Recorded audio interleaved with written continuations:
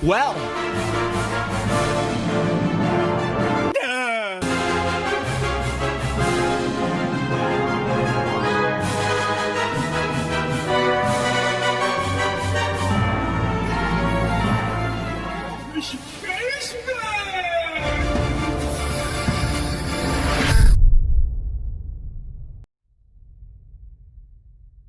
World-class veteran video game critic Michael Does Life.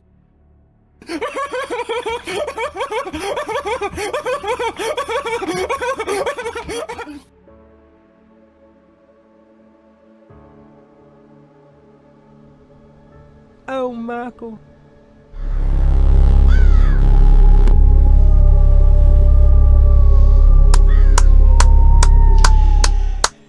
You know, you just really can't help but wonder. I said, you know, you really just can't help but wonder. How does it feel, fake Resident Evil fans, to be a part of the infamous Losers Club? That we can't help but wonder, as we are days since the release of this all-new edition of Resident Evil Requiem. Now, yesterday we did say that we were not going to stream this game again because of the low viewership, but it seems like at the same time it has ruffled some feathers. So I said, well, since it's ruffled some feathers, we're going to stream it in spite. And that's what we're going to be doing here today, continuing this journey. We've beat it multiple times. And yet we're back with it again. Here today, Resident Evil Requiem. Next on the horizon, of course, Crimson Desert. Highly anticipated title. And we will be covering that in a way that makes sense as we get closer to the launch. I believe it's March 13th or something around there. We will have to take a look, of course, at Crimson Desert. They have certainly lost, and they continue to lose and lose and lose on a daily basis. And that just must suck. That just must suck. I just can't believe that no one decided to tune in for our Resident Evil Requiem coverage, a very peculiar title. In terms of viewership, we didn't think that there was only going to be 140 people in here, but those are the cards that we were dealt with. Today, I think it's going to be even less, probably not even 100 people, as well, that might not be the case. I think a lot of people were holding off because they didn't want it spoiled. Now that they've had time to complete the game, now that they might be able to come in here and watch a bit. So we're just going to go in and play the game. If you guys got something to say, you know how to say it. We need you to hit the like button. We need you to share the broadcast here today. It won't be as long, more than likely. But in the meantime, we will be jumping over eventually here to Crimson Desert. Yeah, we got a lot to say on that. A lot of people are going to be disappointed with Crimson Desert, and this is a different title than this game because that's kind of a mystery title right now. There's a lot to be excited about. There's a lot to be hopeful about with Crimson Desert, but I think when it's all said and done, I think the total package could very well be not all it's cracked up to be. So we're going to break that down for the normies. And I think with Crimson Desert, I think that they will be tuning in because this is Resident Evil. I mean, they can't really screw this up too bad. I mean, on a technical sense, you know, the game's going to work. It's pretty bug free. Although we came into a couple of bugs, but it's pretty bug free for the most part. Nothing game breaking anyway, and the game's never crashed or anything like that. Now on PC, we have had that performance issue during that one section, but you know that's with patch tracing on, and we're also streaming on top. So we're utilizing the GPU right now just to stream and also run the game at the same time. So we are pushing the 5080 here to probably its max potential. But it's not showing me the real numbers unless we jump into the game. But I will tell you, that the path tracing in this game looks really solid. And I said, well, it would be a waste if we didn't get this on PC and continued to play it on the Switch 2, because the Switch 2 version, I mean, it's cool to have it handheld. So we got this game on 2 platforms. They're really hot about that. They're really hot about the fact that we beat the game before they did. They're hot about the fact that we're better at the game than they are, for some of you guys. And for some people out there, I should say. But I will tell you that we had to check out the PC version since we have a 5080 and we have the path tracing capability. And, you know, it's a little blurry on the screen, but I'd rather take that over, you know. The lighting is just so fantastic. I mean, that moment, and I saw it yesterday, when you go into the Raccoon Police Department in that one room with the library, motherfucking ass. The light coming through the shattered ceiling, that was fantastic. And I noticed that right off the bat. So we went from one of the worst looking versions of the game, and I'm not saying the Switch 2 version is terrible, but I think the Series S version might be worse. But we went from the Switch 2 version to the 5080 path tracing, and it is crazy. It's really crazy. One of the best looking games of the year. I mean, let me just say this: one of the best looking Resident Evil games of all time. In fact, it might be the best look. It is probably the best looking Resident Evil game ever made so far. I mean, of course, you got Resident Evil 1 remake to contend with, but that's a pre-rendered game. You know, pre-rendered backgrounds and things like that. So it's a little bit of a different ball game, but this is certainly at least second or third place. Resident Evil Requiem, especially with that path tracing on. If you guys have a computer, I think it's 40 series and above, I'm not sure. But if you have the path tracing capability, definitely turn that on. Even if the image is a little bit more blurry, I think it's worth it in my opinion, because the lighting is just so fantastic. And the character model looks great as well. Yeah, we came from the Switch 2 version, which looks great on its own, considering what it is. But the game really pops. I mean, I couldn't imagine if we had an OLED, 4K OLED with path tracing on, and that would just hit crazy different, I'll tell you that. Or even an OLED panel in general. I think that would be insane for this game, because it's so dark in this game that, you know, you can really get immersed into that experience. So we need you to lock in, hit the like button, share the broadcast.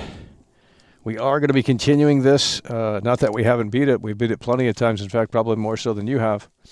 But with that said, we're going to continue to run in here. Now, what we want to try and do today is, does anyone know, not that you guys probably would, but does anyone know if you can bring the two dancers together in the game? I'm going to try this out today because I think I found a way to break the game. And because I was trying to bring the dancer zombie to the other dancers, the singing zombie to the other singing zombie. There's two singing zombies in the game. And I think you're supposed to do that for an achievement or some shit. I'm not sure. Maybe it's not a thing. But we tried doing that, and I think we've actually kind of broken the game. So we're going to see what that's all about. We're going to go to the singing zombie. We're going to have her follow World Class. And then we're going to see if we can take the singing zombie with the white gown to the singing zombie with the blue gown, and see what happens when they merge together, and if they sing together. That'd be actually kind of cool. But I think in the process of trying that, we've actually kind of broke the script of the game. And I'll show you what we're talking about, which doesn't hold well for this game. But we need you to lock in here, hit the like button, share the broadcast. If the support is low, we will be running it back with the walking stream tonight. And the support in March is not great, although the support last month was fantastic. And our Last of Us streams, we had more viewers for The Last of Us, which is really insane. I don't know. We have a subscriber base that isn't interested in Resident Evil, which is kind of ironic, because for years there we spent so many videos talking about exclusively Resident Evil, and now they don't want to tune in. It's a really weird phenomenon, that I could tell you, because in 2018, 2019, I think we were all talking about nothing but Resident Evil. And now, you know, all these years later, they apparently have nothing to say about this franchise, when this is literally the biggest video game of 2026. Of course, Crimson Desert is going to be very big as well, but we're not there just quite yet. So this is the biggest video game of the year. It's one of the highest rated video games of the year. Don't matter if you're not a Resident Evil fan, there's plenty of people jumping in and checking this out for the very first time. Let's hit the like button. Let's share the broadcast. Let's get that shared out. If you can take it to 4 channel, they really don't like that. And they accuse me of doing it every time, and it's like, bro, my hands are right here. I ain't fucking sharing this shit anywhere. I'm doing the stream, homie. Like, what you... They love accusing World Class of sharing the content elsewhere, and it's like, I didn't do it. Someone else did it. You know what I mean? So... but if you can share this out, that would be helping tremendously. But you might get banned if you try and do that. Just saying, because they like banning anything that has to do with World Class, and they can't really handle it. But that's okay, because if we get Crimson Desert early, we'll have to show that reality of the situation. Because I think that would be potentially another Cyberpunk moment where if it runs like shit on base PS5, then that's going to be an issue or not as good. People obviously need to know about that, and they've been pretty quiet on the base console stuff with that game. So I don't know. It's still kind of a big mystery. Now I think there's going to be new previews for Crimson Desert March 4th, I think. So we'll have to see if those are genuine and really what's that all about. But yeah, I think Crimson Desert, from what I've seen, I've already seen a few things that lead me to believe that Crimson Desert is going to be a lot of hype and not much depth to the gameplay. There's a time lapse on the Digital Foundry channel. They got brand new coverage of it, and they do a time lapse. The NPCs stand around a lot, way too much for my liking. It's kind of like Red Dead 2, and I think for most people that will work, but not for me. I see way too much NPCs standing around in that game. And really, quite frankly, it's a sad situation that we can tell you. It's a sad situation that we can tell you. We need you to lock in here. It's a Monday. That's okay, because everyone else is live. It doesn't matter what day it is. Adrian's banned. Timed out, rather. We don't need negativity in here today, okay? Because we're not getting any support. March is not looking great right now. For some reason, you guys have fallen off here with the strong support and the viewership. So we're going to have to go into Crimson Desert and get on our hands and knees and really hope for the best. Because we're not coming into Crimson Desert with a lot of high energy here, which is unfortunate. So we're going to be running back the walking stream as well tonight, because that's probably at this point what's needed. So it's going to be a hard working month, I'll tell you that. It's going to be double the streams. It's going to be we have to lock in on stuff that people care about, and Resident Evil, unfortunately, is just not a fan favorite on this channel. I'm not sure really what's going on with that, but everyone else can get the views on it, and everyone else can celebrate it, but they can't tune in for this one. And it doesn't matter how many times you stream it. I mean, it's consistently going down in viewership. I mean, every single day, it's consistently going down in viewership. It's a sad situation.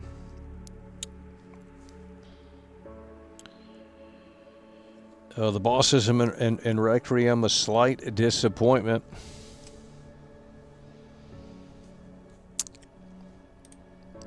Well, they're mad that I'm playing this game. They said, oh, you said it was trash. You said don't buy it. And why are you playing it all this time? You spent so many hours into this game. And it's just like, well, what do you want me to do? Not play it at all? Because I think that would be disingenuous to say the game sucks and not even give it a chance. You know what I mean? I think that's a really weird way to look at it. So we have to play these games. That's what we do. If that pisses people off, that's even better, because they need to have some motivation to come in here and say something. So we're going to have to go really hard on Crimson Desert. Crimson Desert, I'm going to say the game flat out fucking sucks. And it's going to piss a lot of people off. And that's great. So that way they can come in here and tell me why I'm wrong. And I'm going to show them that I'm right. And they're not going to like it. And that's how it's going to be. Because we're seeing way too many potential problems with Crimson Desert, and it's a sad situation that we can tell you.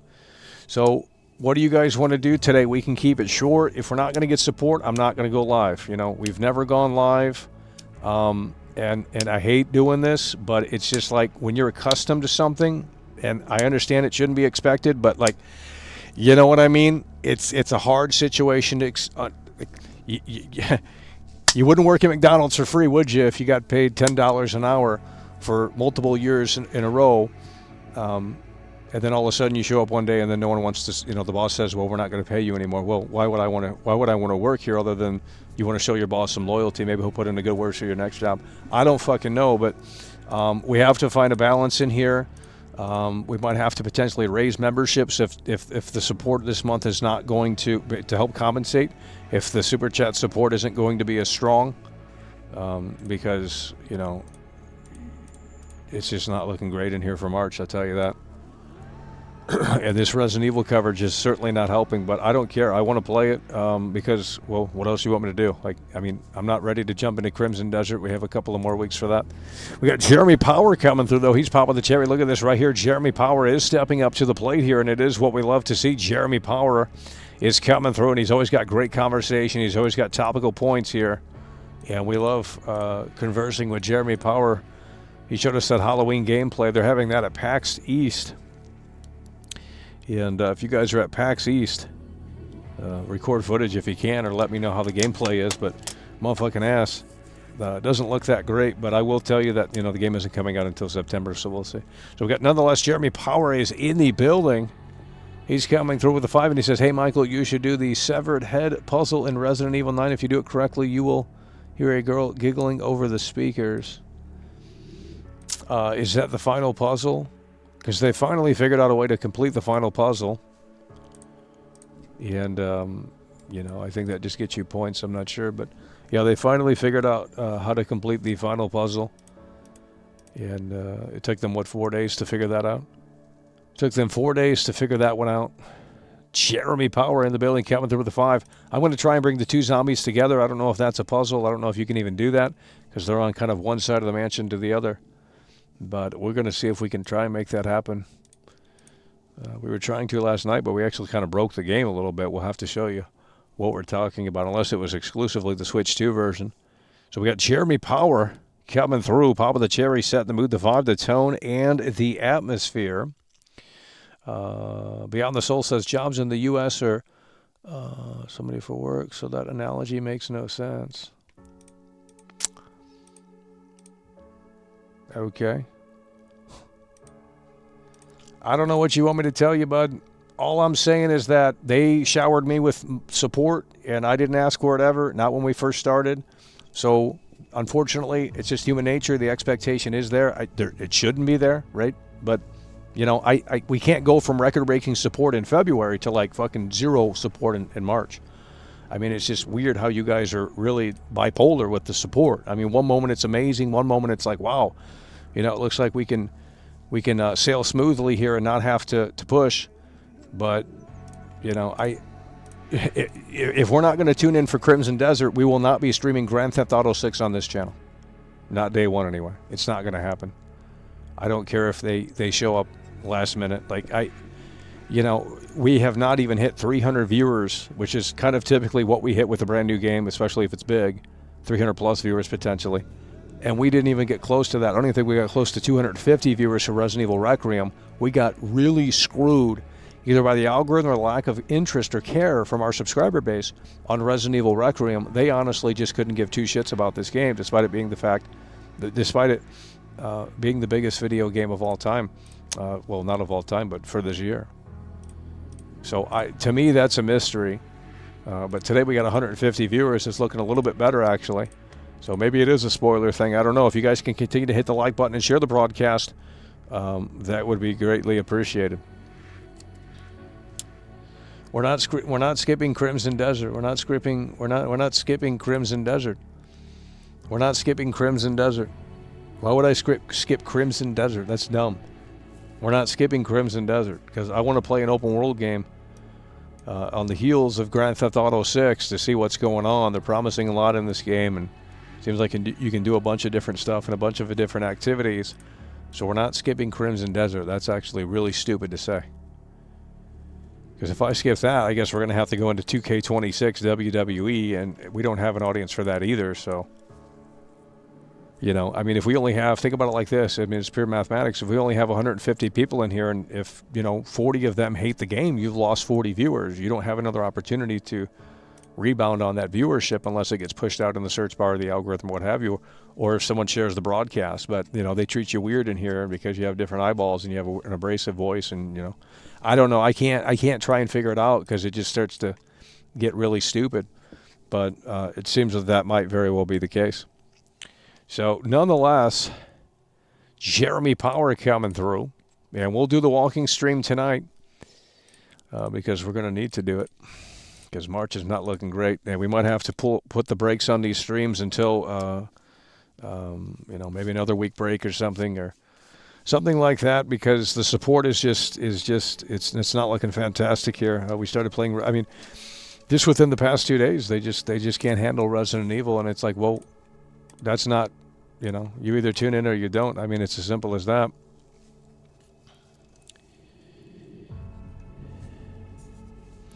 People need to show up for Crimson Desert. They certainly do, and the only way that's going to happen is if, I think one of the reasons why they didn't show up for this is because we already played it, and we've already broadcasted our thoughts to the viewers before the game came out. So they decided, well, we don't want to tune in. We don't really need to see the game. We already heard your thoughts on it. I honestly think that's one of the issues, and that would have worked if the normies would have been able to find the stream. We should have had over 300 viewers for this game. I will never forget this. In the years of doing this, for years and years, 6+ years of just live streaming, and then 8+ years on top of that of making videos, not streaming, I will never forget how no one wanted to tune in for this game. And I'm not talking about now because it's a few days since release, and we've already beat it multiple times. So I understand that there's not much we can really show you here that's new, I guess, but day one, you should have been there, and really, honestly, it was barely at 200 viewers for this massive game, and it's just like, that's fucking weird to me. So hopefully we'll do better with Resident Evil 10. Hopefully we'll do better with Resident Evil 10, because we did way better with Resident Evil 3 remake, Resident Evil 4 remake, despite this one being a bigger game. And the problem is that there's more content creators than there were even 3 years ago, so everyone and their grandma is streaming this game. There's absolutely no way that it's going to pop up into the search bar. There's absolutely no way that anyone is going to click on it outside of the subscribers, or if someone manually shares it. That's all it's going to really amount to, unless it gets pushed into the algorithm. And maybe today we'll have that luck. It looks like it is a little bit stronger today, although it just went back down to 154 after seeing 163. But they'll watch everyone else play this. These people are so slow at this game, bro. The game came out 4 days ago, and you guys aren't even done with the game. It's not even that long, and I'm not saying rush through it, but holy shit. In fact, I strongly don't recommend that you rush through it, but it's not that big of a game for you guys to be. I can beat this game in under 4 hours.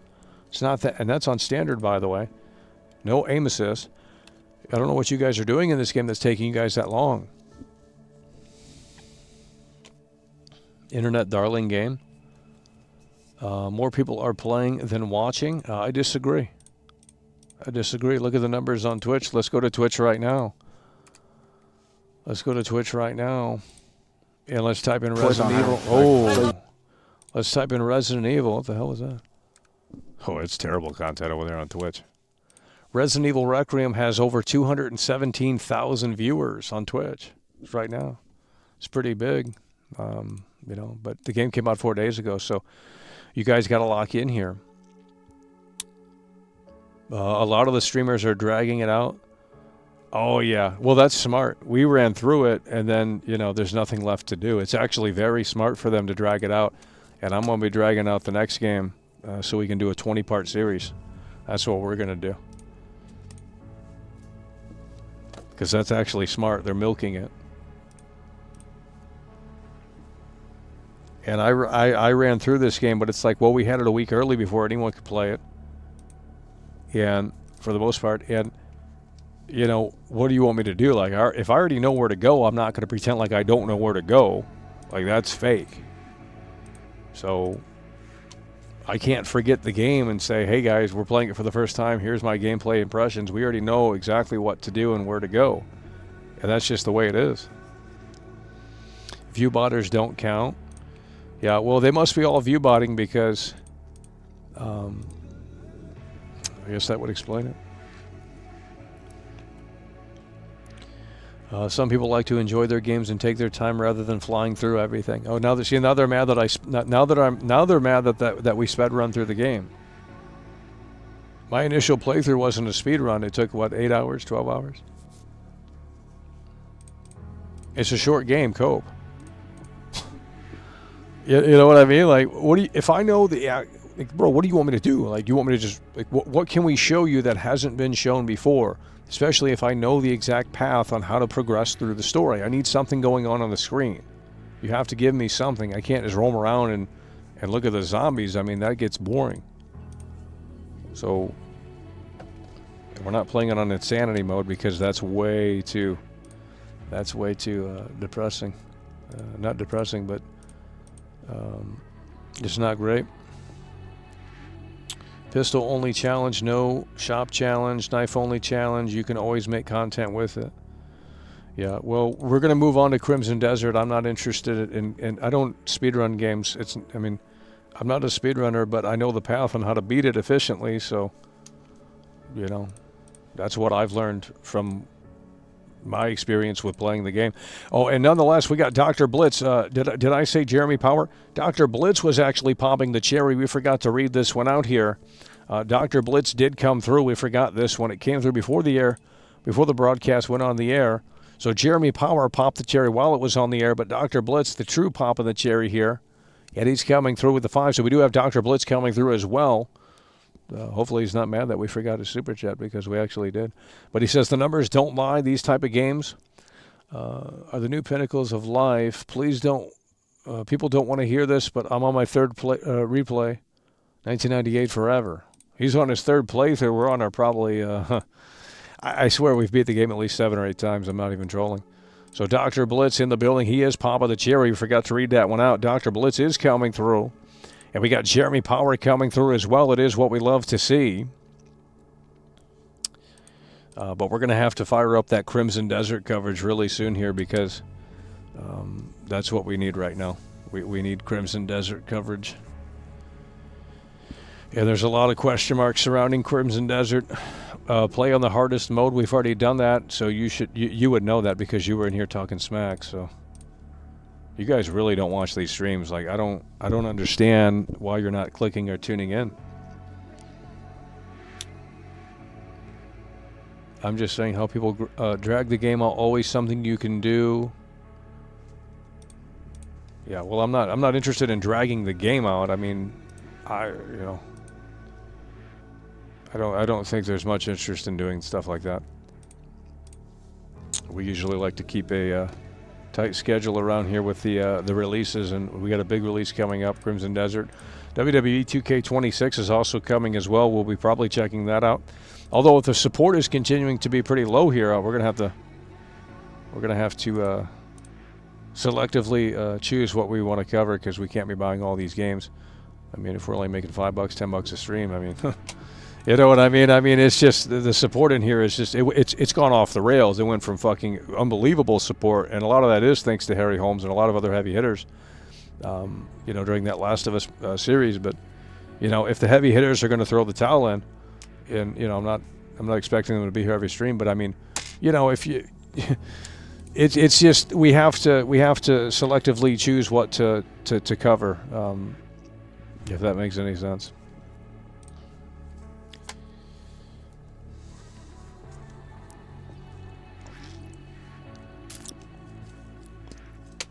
Okay, Nick Hogan has finished it. Well, you guys should be in here then. No excuses. I can't wait around. By the time you guys finish this game by next week, we're gonna be moving to Crimson Desert. We're gonna be moving to Crimson Desert. The Redditors solve the secret puzzle. Yeah, but it doesn't get you anything. I mean, I don't think there's any reason in doing it other than saying you got the trophy. I don't think that's really all that interesting. Okay, folks, we are going to be jumping into the game now. I need you to lock in in a way that makes sense. We will be doing the walking stream later, so we need you to lock in for that. Although most of you don't tune in for that, but we've been sitting in here for days playing this game, multiple hours straight. We got to get some physical activity in. We got Akira in here. Look at this right here. Akira is in here.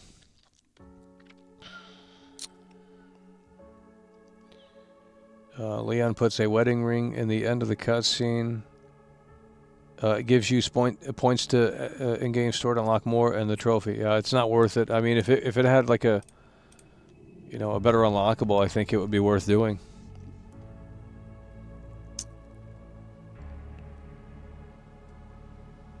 It'll only age worse and worse with time. Oh yeah. Well, they're all in the honeymoon phase, and you know, my review I think was pretty fair. I said 6.8, 6.9 out of 10.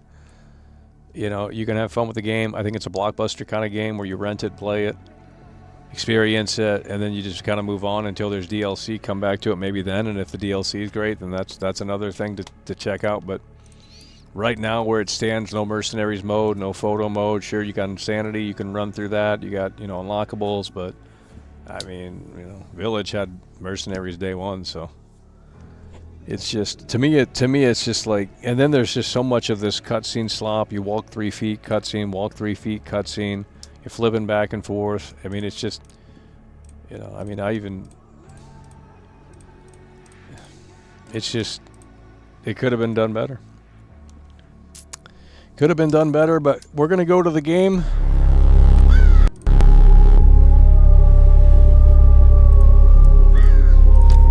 And we need you to lock in a way that makes sense here today. Hit the like button, share the broadcast. Let's get it going in here. Get some energy going in here on this Monday. Let's set the mood, the vibe, the tone of the atmosphere of the week in a way that makes sense. That we could tell you. I'm going to get some other audio here. We're going to go to the walking stream. Might be toxic tonight because you guys aren't coming through.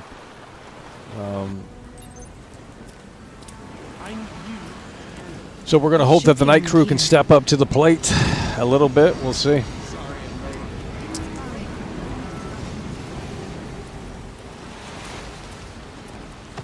We went from record-breaking support to record-breaking low support, so I don't know.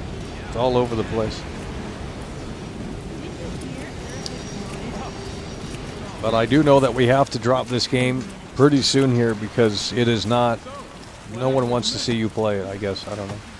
And I'm tired of trying to figure it out. She forgave me in the end. If the streams are so boring, I already said just unsubscribe. I mean, I don't really give a shit who's unsubscribing. It's none of my business what you think of the show, really, to be honest. I'm here to present something, and if people watch, great. If they don't, that's even better. Get too many people in here, and they got nothing to say anyway outside of dumb shit. Why am I even here?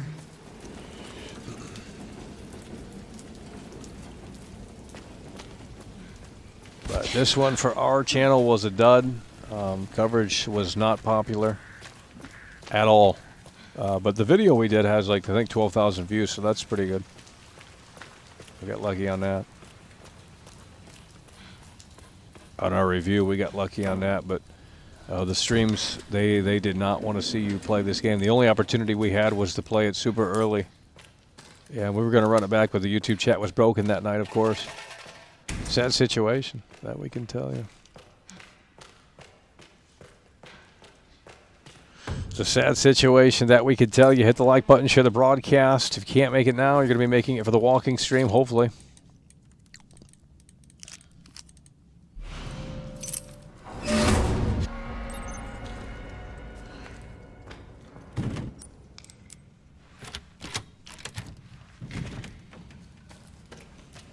And this is really annoying here. Look at this.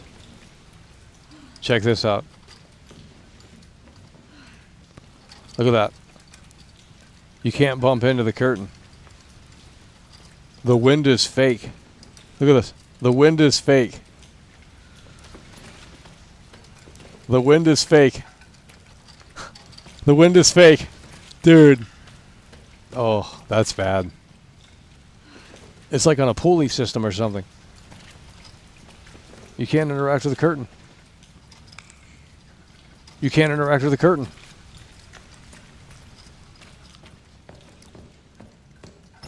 Ooh. Sad situation.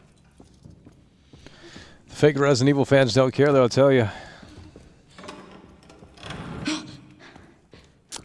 They never have, they never will. They were too busy on the bus in Fortnite, and somehow, some way, they jumped off of the bus and landed in Raccoon City. And as you can see, there's nothing left because you fake Resident Evil fans abandoned the franchise long ago. You don't clamor for quality. You're a consumer.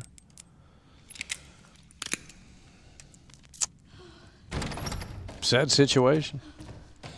Oh, we got infinite ammo on.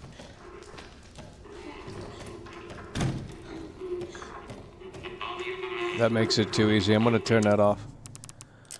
We're going to turn off infinite ammo. That makes it just too easy.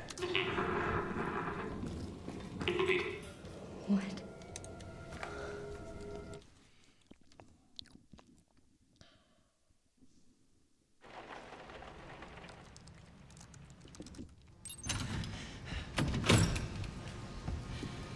Stay close. Mom, wait! Grace, come on, keep moving. I'm coming. Grace, hurry. Keep moving.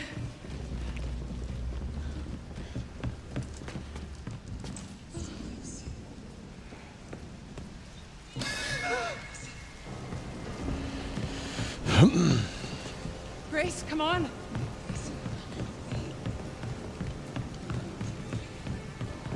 Hello, cheers.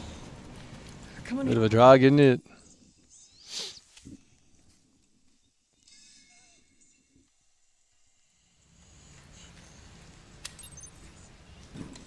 Fake wind. Fake lightning. Everything's all, I mean, this is so linear, bro. So linear. They don't care. More linear than a Call of Duty campaign, I would argue. Pretty much. And they hate Call of Duty. I think a Call of Duty campaign, especially on higher difficulty, could last you longer than this campaign. Fake lightning, sad situation. It's a sad situation, that we could tell you.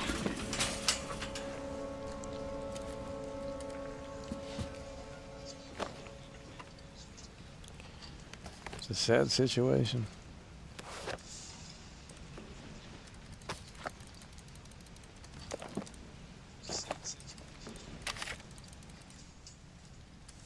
Oh, wait! What are you doing?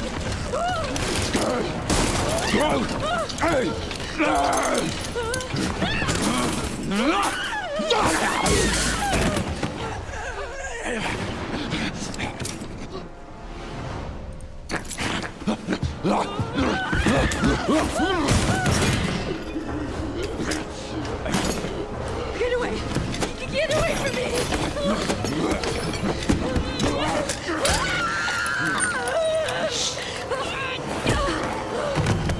Oh, shit! Stay away!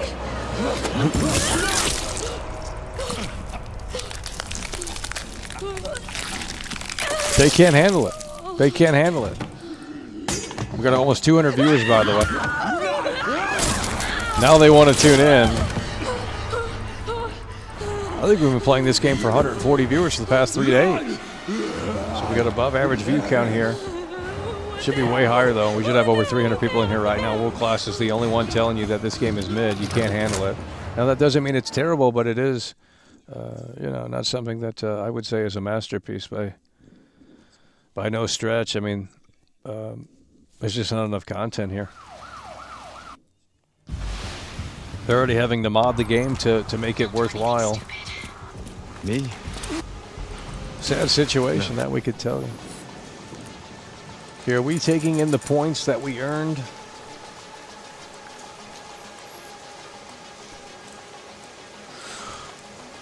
There's not even a new game plus in the game. I mean, it's really terrible.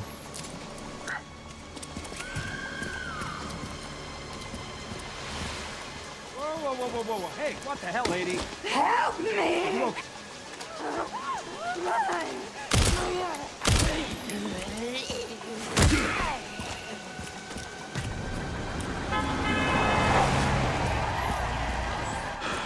Get Brentwood locked down. What? Is it something to do with Victor? Yeah. He's the one to thank for all the excitement.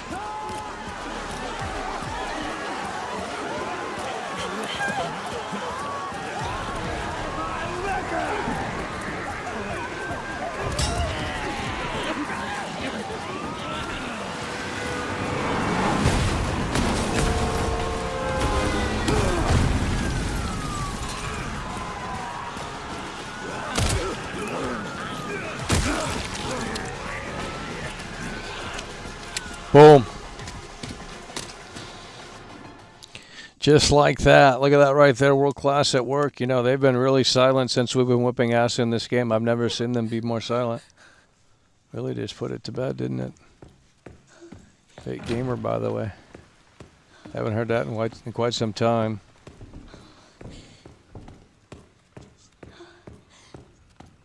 They just can't handle it, that we could tell you. And luckily we switched and we went to the PC because it is a lot easier aiming with the mouse than it is that Switch 2 controller. I can't aim for shit with that Switch 2 controller Joy-Con. That is way harder. Just doesn't work for me. But this is a lot easier. We can get the shots a little bit more precise. Guys, let's go hit the like button, share the broadcast, pack them in. We're not going to probably finish the game today. We've already finished it multiple times, but you know, we're starting a little later here today. And the energy is a little low, a little too low here, but we'll come back for the walking stream. Maybe the energy will come up. The night crowd might save us. But we have to drop this game. I mean, it's just becoming kind of a problem, actually, if we continue to cover it.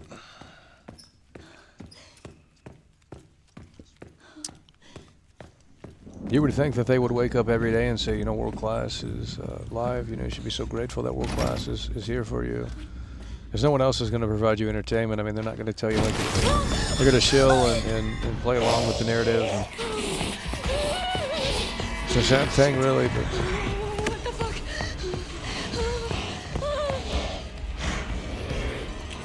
they just can't handle it, that we can tell you. Look at this right here. Joshua Trump is stepping up to the plate here. Joshua Trump is in the building. He's stepping up to the plate with the 5. I'm having real buyer's remorse after playing this game. Oh. Imagine spending your hard-earned There ain't money no way. on the next installment on this slop. GTBTW. Oh, So no. sad. Joshua Trump doesn't like the game. I recommended it. I said, well, if you like the D-Make, I mean, oh, shit. Even Joshua Trump isn't on board. Well, my bad. I mean, I don't know. I thought if you like the D-Make, I mean, I guess there's not enough gameplay compared to that. But yeah, I don't know. It's just so linear. You got to skip through this. You got to. I mean, when the Leon parts hit, I think the gameplay. The gameplay is not the problem. The gameplay in this game isn't really the problem. The fucking structure, the story, the pacing. You know, just the. You know, things like that, I don't think they add up that well. Joshua Trump is in the building. It's what we love to see. Oh, man. I thought you would have liked it. That's why I recommended it. I said, well, if you like the D-Make, I mean, the gameplay's kind of similar. But I can't imagine Resident Evil 10. That's gonna be slop. Because now they're going away from 7 and Village, which were 7 and Village. Those games were they were unique, and people don't like unique. They want more of the same. That we can tell you. Yeah, let's go this way. Here we go. We beat it. We beat it. We beat it.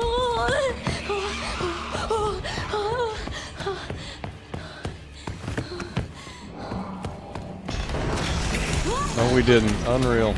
God damn it.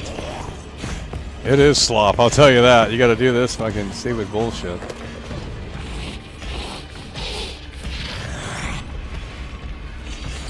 Scripted garbage.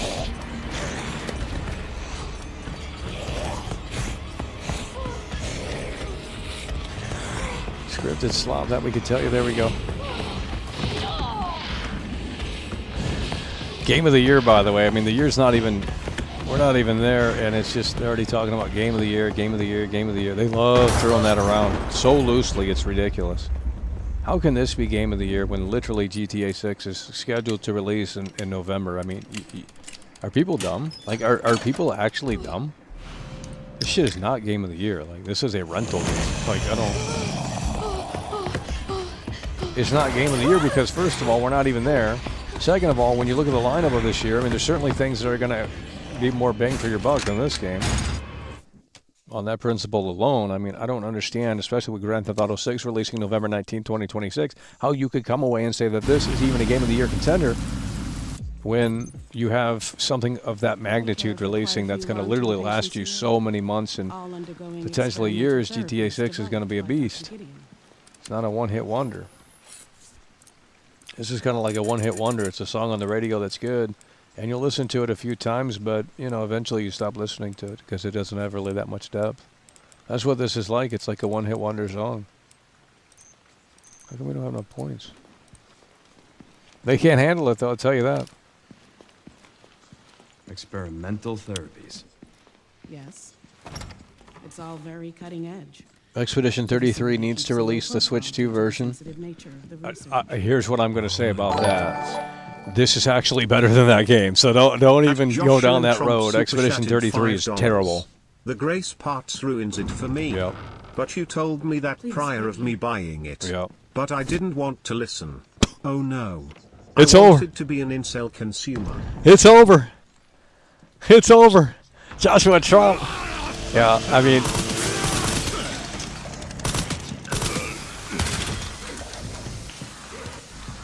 Joshua Trump with the two-time Tony Hawk combo. He had to dip his feet in the water a little bit and see.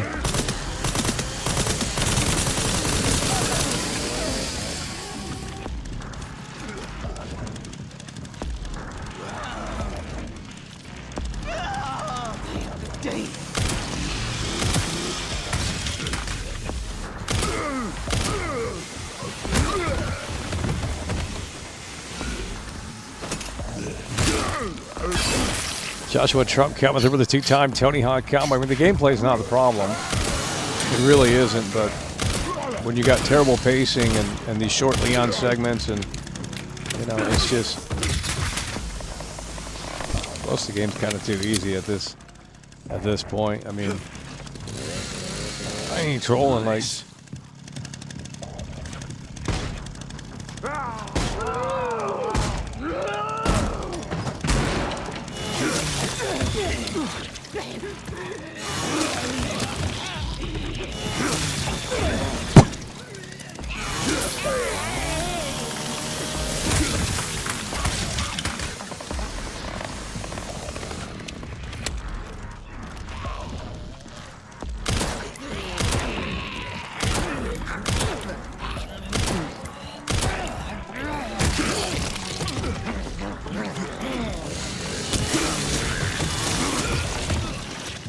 Boom, done. Joshua Trump coming through with a two-time Tony Hawk combo. Yeah, the replayability isn't. Unless you're crazy like me where you just skip through this stuff. I guess you just have to save it every chapter and then load it that way if you want to play your favorite segments again. But, you know, it's a cohesive game. I mean, it's just like you got to go through the slop to...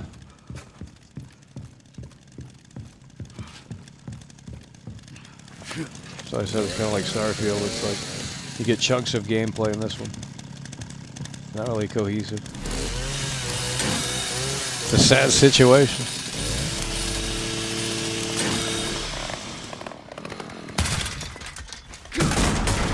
The game lacks content and insanity is way too annoying.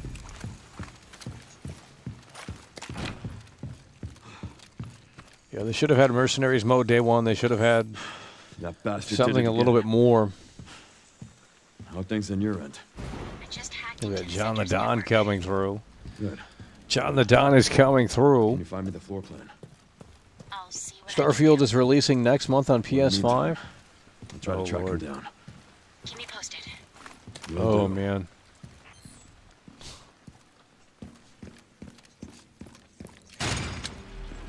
Come on! I mean, I can't imagine being excited to play Starfield again. Whew. Could you imagine?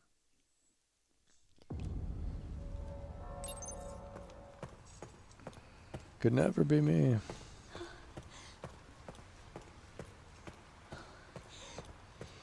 Hello, cheese is a bit of a drug, isn't it? Let's go, guys. One in the chat. W in the chat. Let's get it moving.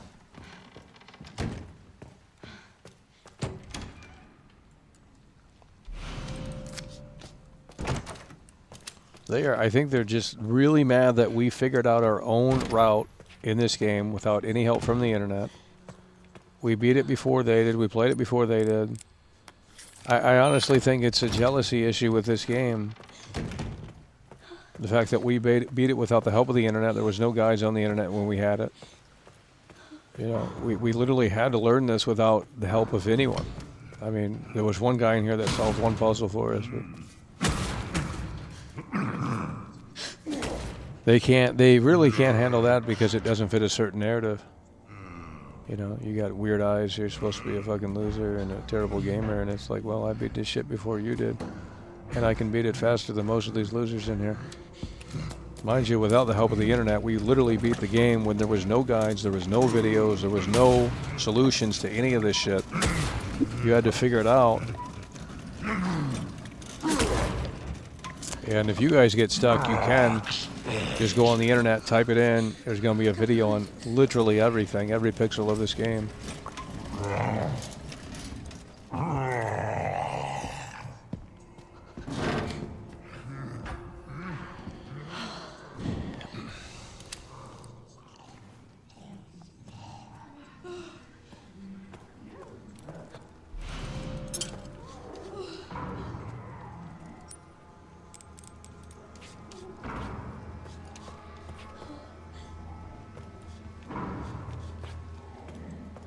Now watch this. I found something really terrible. Watch this.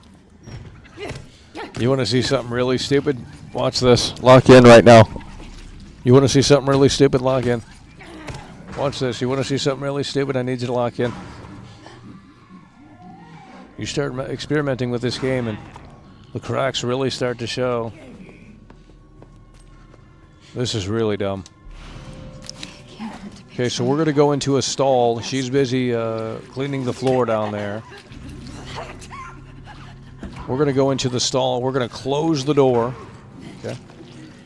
The door's closed. There is absolutely no way she can see us, right? I mean, she ain't looking under the stall. And watch what happens. Watch what happens. Oh. Maybe it's the Switch 2 version then. Huh. I gotta try this again. Hold on. That's weird because it wasn't doing that on the Switch 2 version. The Switch 2 version, she found me every time. And she would attack through the wall. It was terrible. I just played it last night. Oh. Well, the Switch 2 version might be, this, I don't know what version this is, but maybe it was a bug. Yeah, the zombie knew where we were despite having the door closed on the Switch 2. Just last night I played it on Switch 2. I was about to bring another video on this slop game, but it's not going to get views. Why the mess?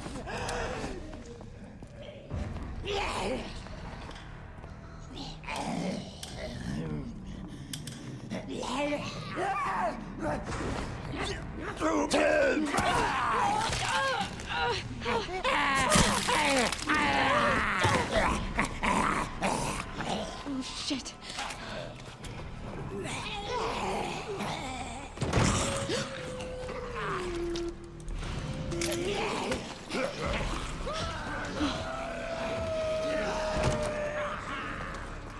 Bullets.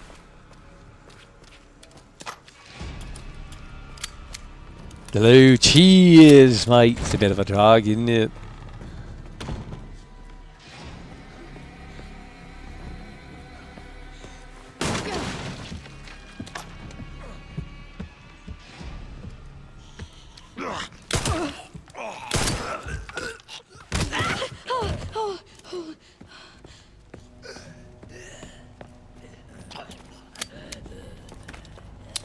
Sad situation. Now let's go ahead and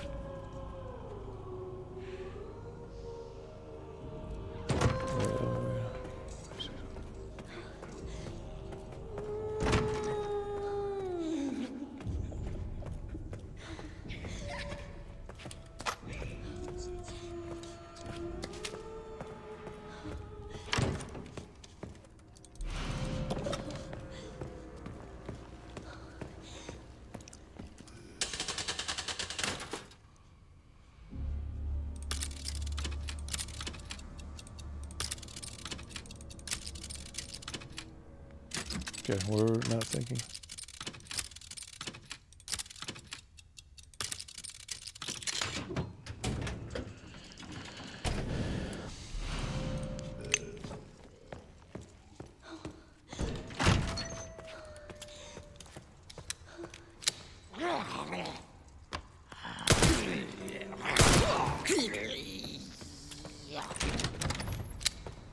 Easy.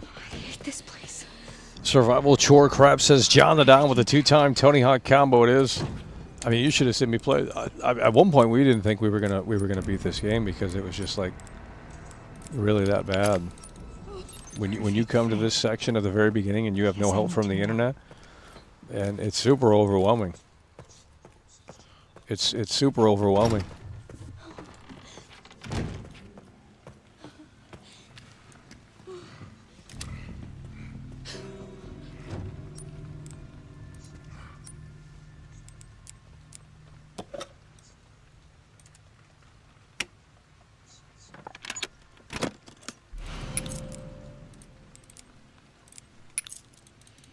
And then you got to exit that and then do it that way. It's so terrible. Shit.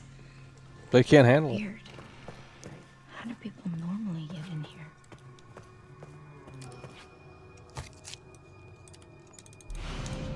Oh, sorry about this. They can't handle it.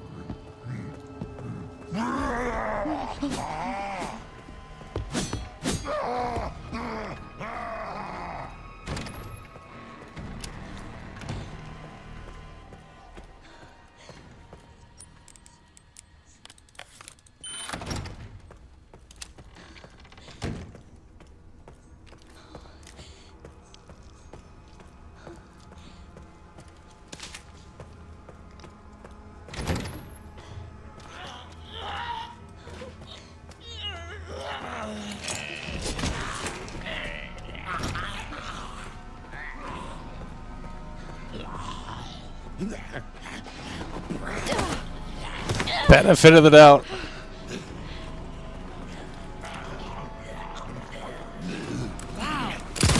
Holy shit! 3 and 1. Jesus. 3 and 1.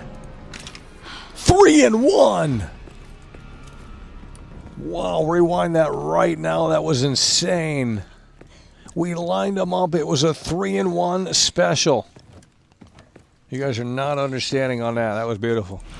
3 and 1 special. We got no space. 3 and 1 special. Oh, shit!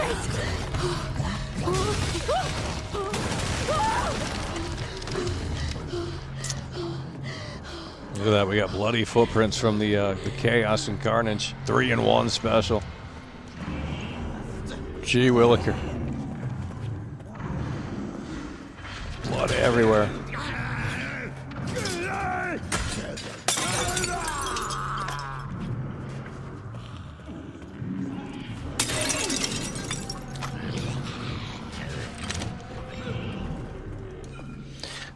They can't clip it. Yeah, 3 and 1 special.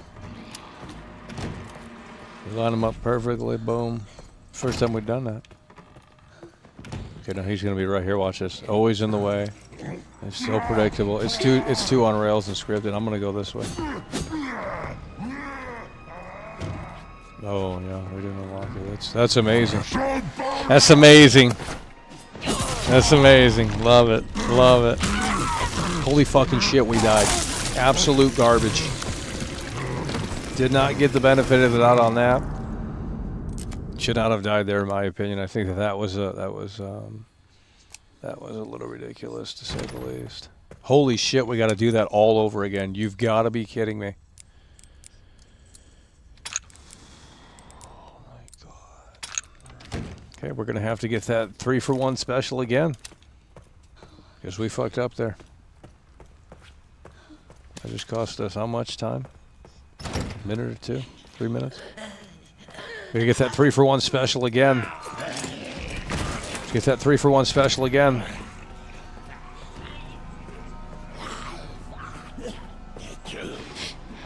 Let's get that 3 for 1 special again. Here we go. Need to lock in. We didn't get it again. Jesus. Knew it. Close, but no cigar. Hit the like button, share the broadcast.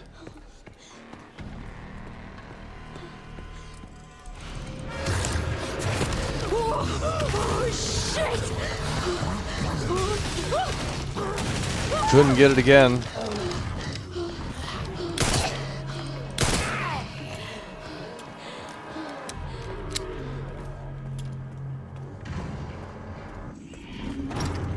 We fucked up with that butcher guy. Holy shit. Ridiculous.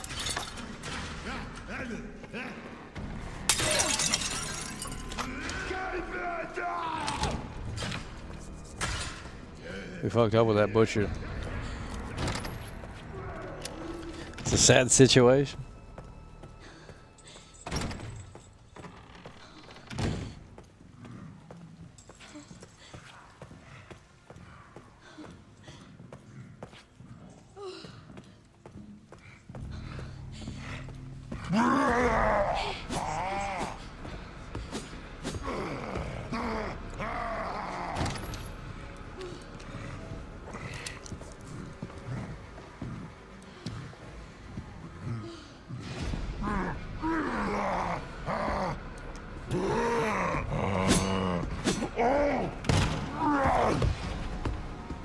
We should have went right there. Fuck me.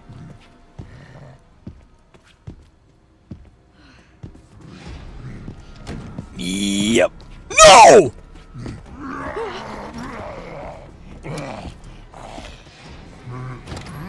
See you later.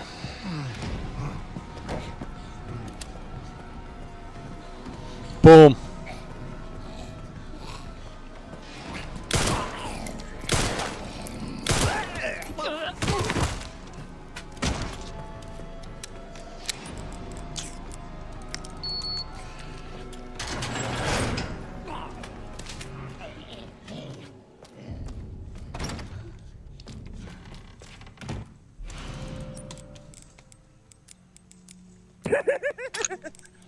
World class is the best in the world. The pawn fee is in here. He's gifting out a membership. It's what we love to see. We're running it back again. I said we weren't going to do it, but it was ruffling feathers, so I said, well, that's even better. They're really hot that we're better than them at the game. Most people. Some people are better, but they just can't handle it. A pawn fee is gifting out a membership, and it is what we love to see.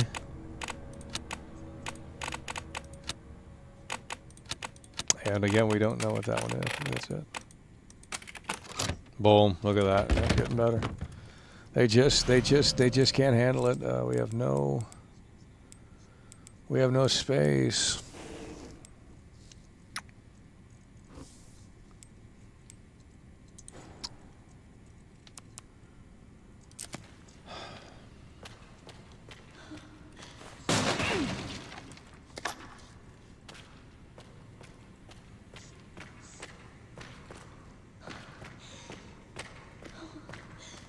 Oh, it's not gonna do it unless we take it. Well, I need to get something out of the inventory. Let's get the Requiem out of there. We don't need that now. It's getting annoying. Look at this right here. They can't handle it. That we can tell you.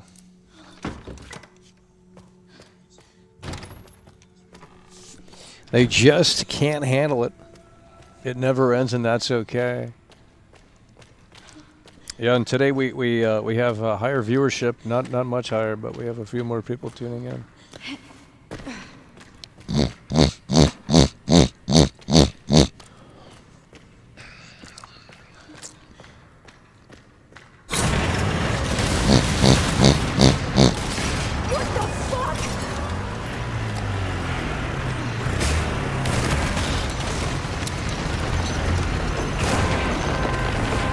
Hello, cheers, mate. It's a bit of a drag, isn't it?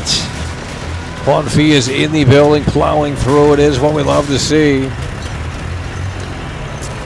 we're not going to get rid of healing options. Give me a fucking break. We're not going to get rid of the healing options because we need you to lock in. See if we got enough room over here. Oh, fuck.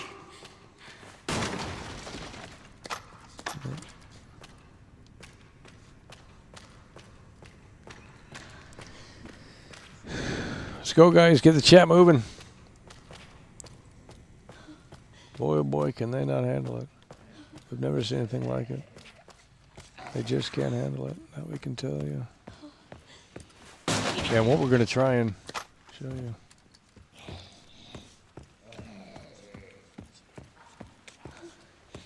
I'm going to show you something here in just a few moments. It's a game. It's not a game-breaking glitch, but it's pretty annoying. No, it's pretty bad. We're going to show you this here. We're going to bring the singing zombie. Oh man. Okay, we'll just leave that. Watch this. We're going to bring the singing zombie in here. Come on in. Come on in. Come on in.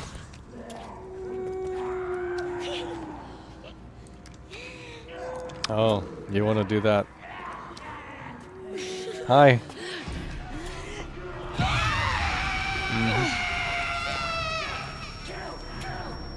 Come on in. Come on in. Come on in. Come on in. Come on in. We've got a situation here with this fucking loser. Let's get out of here.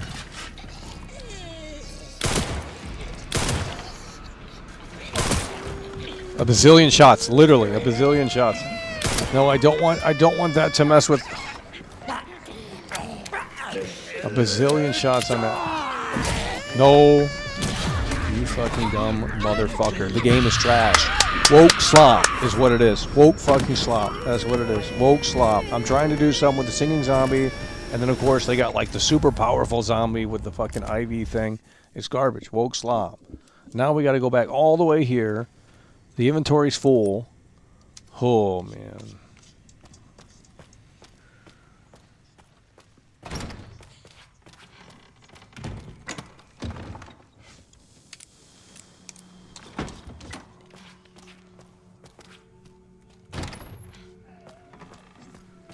Unreal.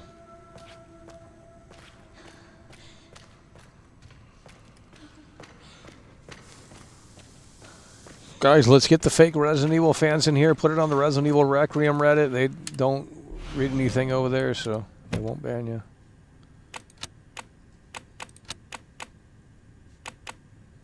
That's it, right? We just did this. We just did this and we already forgot it. There. There's no fucking way. There's no way. I just did it and we forgot it. Oh my god, it's broke. How is that not it? We just got it on the first try and now we can't get it at all. There we go, something like that.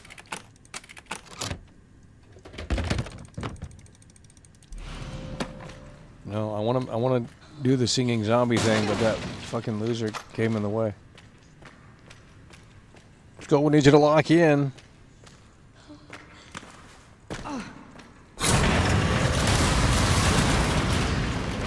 What the fuck?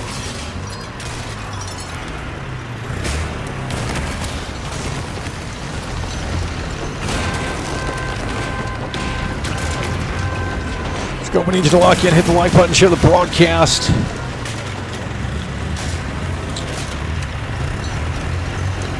Just hold parry when the animation starts on the spider. Give me a fucking break. No, I'm trying to. We're not. I don't know how else to play the game other than to play it this way. So I have to be doing something of progress in the game, otherwise it gets boring. Yeah, we might have to save here.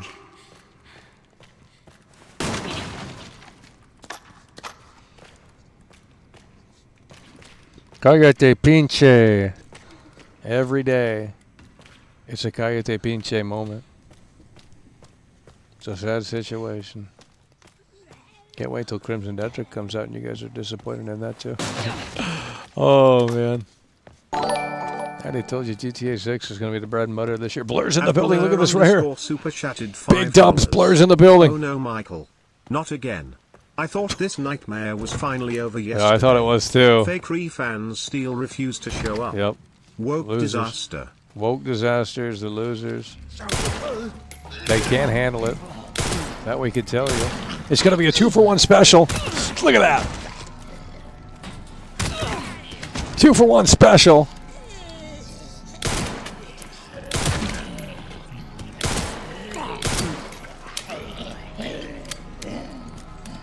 Two-for-one special here. Let's take a look at the reality of the situation.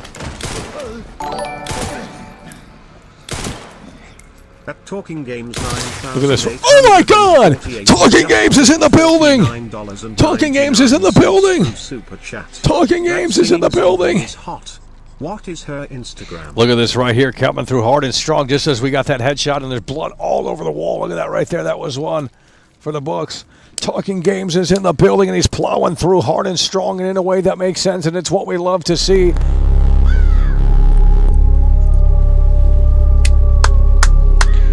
Look at this right here. The Bruce Wayne Bucks are showing up here in March, and Talking Games is leading the pack here. And it coming through so bigly, and in a way that makes sense. He says the singing zombie is hot. What is their Instagram? Well, someone needs to make an Instagram, and they can LARP as the singing zombie, and you'll probably get a shit ton of followers because these Resident Evil fans are mentally unwell. That is something that we have not learned recently, but we've known that for quite some time. So I would recommend someone doing that. Just make a singing zombie Instagram, and you can pretend to be the singing zombie, and they'll love it, believe me. Blur in the building, coming through with the 5. And we also have Talking Games just now coming through with the Bruce Wayne Bucks. The helicopters are high above, and they are coming through so bigly with the briefcase from Talking Games. It's what we love to see. Talking Games is coming through, and he's coming through so bigly here. March is looking a little better, believe me. Talking Games is leading the pack here, and he's coming through in a way that makes sense, that we can tell you. Big W's in the chat. Big W's in the chat. Talking Games in the building, and we're going to show you, now that we got those two zombies out of the way, we're going to show you the singing zombie glitch. And it's not what these Capcom fanboys want to hear, these Resident Evil fanboys want to hear, but it is what they need to see. So we got Talking Games in the building with the Bruce Wayne Bucks plowing through hard and strong, and it is what we love to see as we come right back here to the world of survival horror in Resident Evil Requiem.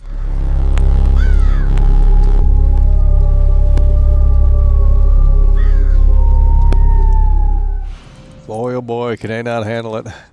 Talking Games in the building and coming through bigly with a huge $50 super chat. And I'm going to show you the singing zombie here. We're going to show you the singing zombie unlike ever before. No one showed you this. So here we go. We're going to show you the singing zombie. We're going to show you the singing zombie. We're going to show you the singing zombie. Now watch this.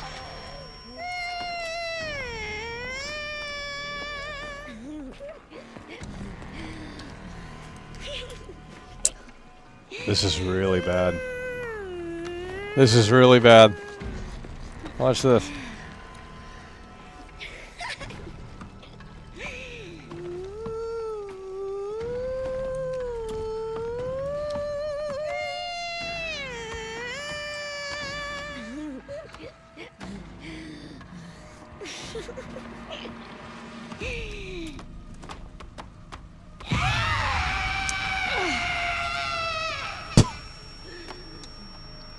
Okay, we're actually not where we want to be.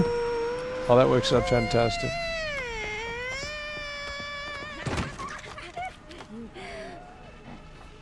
Now take a look at this. Take a look at this right here. This is so terrible. Look at this. Look at this. Look at this. Look at this. Put it on 4chan. Get it on V. This is trash. Look at this. $70 game, by the way. $70 game, by the way. $70 game, by the way. $70 game, by the way. $70 game, by the way. $70 game, by the way. $70 game, by the way. $70 game, by the way. Oh, man. Look at that right there. Total slop. Total slop. $70 game, by the way. Oh. $70 game, by the way.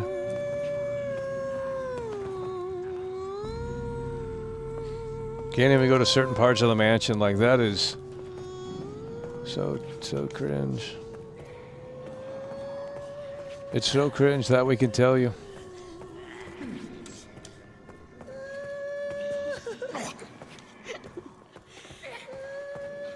And why is she laughing? Like, it's like she's laughing in the studio, not even taking it seriously.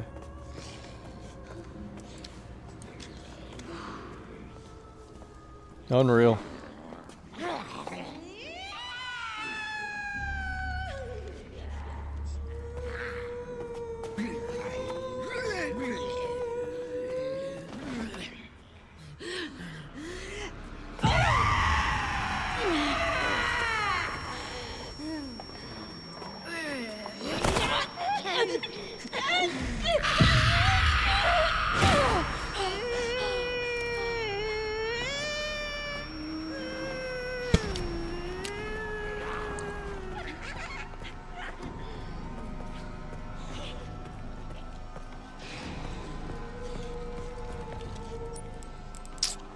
Why can't we just use it on the spot? I thought Resident Evil 4 or Resident Evil 5 you can use it on the spot. The fuck?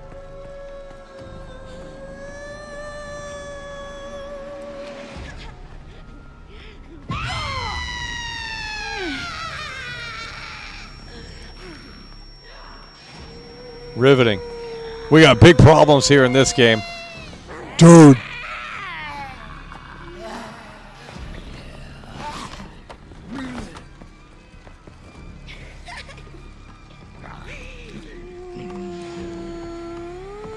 We got big problems here in this game.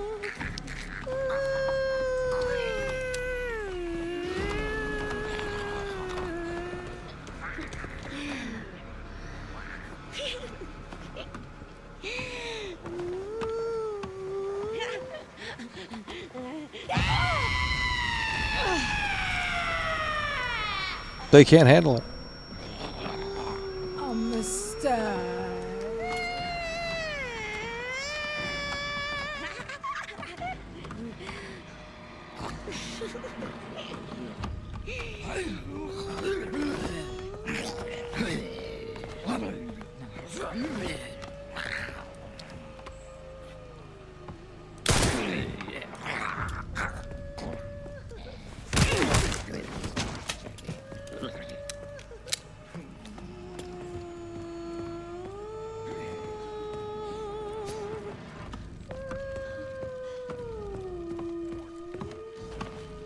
Dude! $70 game, $70 game, hello, $70 game, hello, $70. Oh! That's good.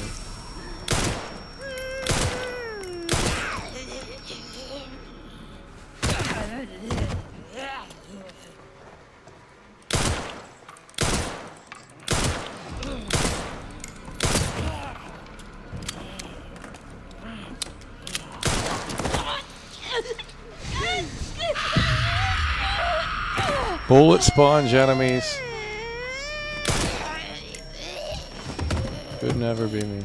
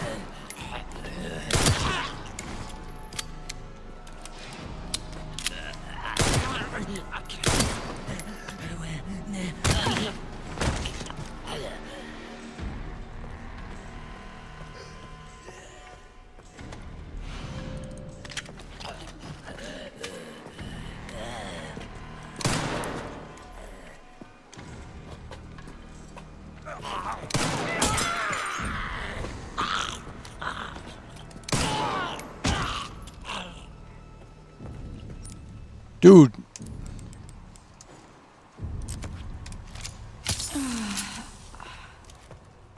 Unreal. It's unreal that we could tell you.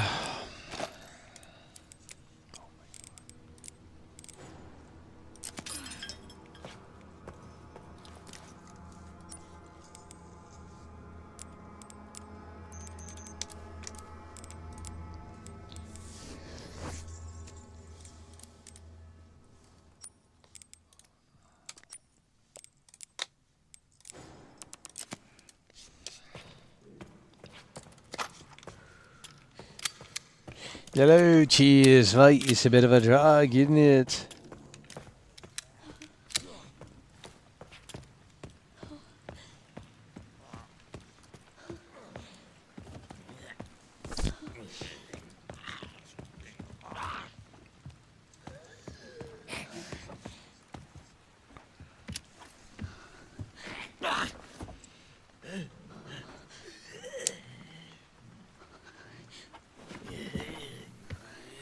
Yeah, they have to. You know the game is terrible when they have to have a dozen mods already out, if not more than that. I mean, it's a sad situation. I mean, if the game were good, they shouldn't need mods.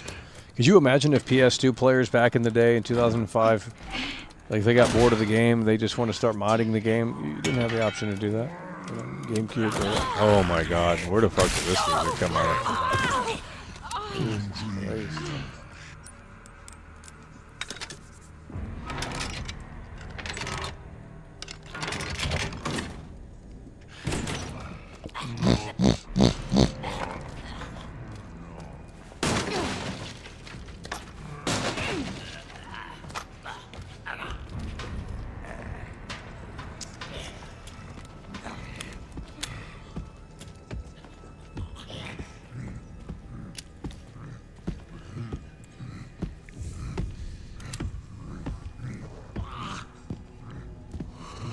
Oh, cheers! It's a bit of a drag, isn't it? Hello, cheers, mate. It's a bit of a drag, isn't it?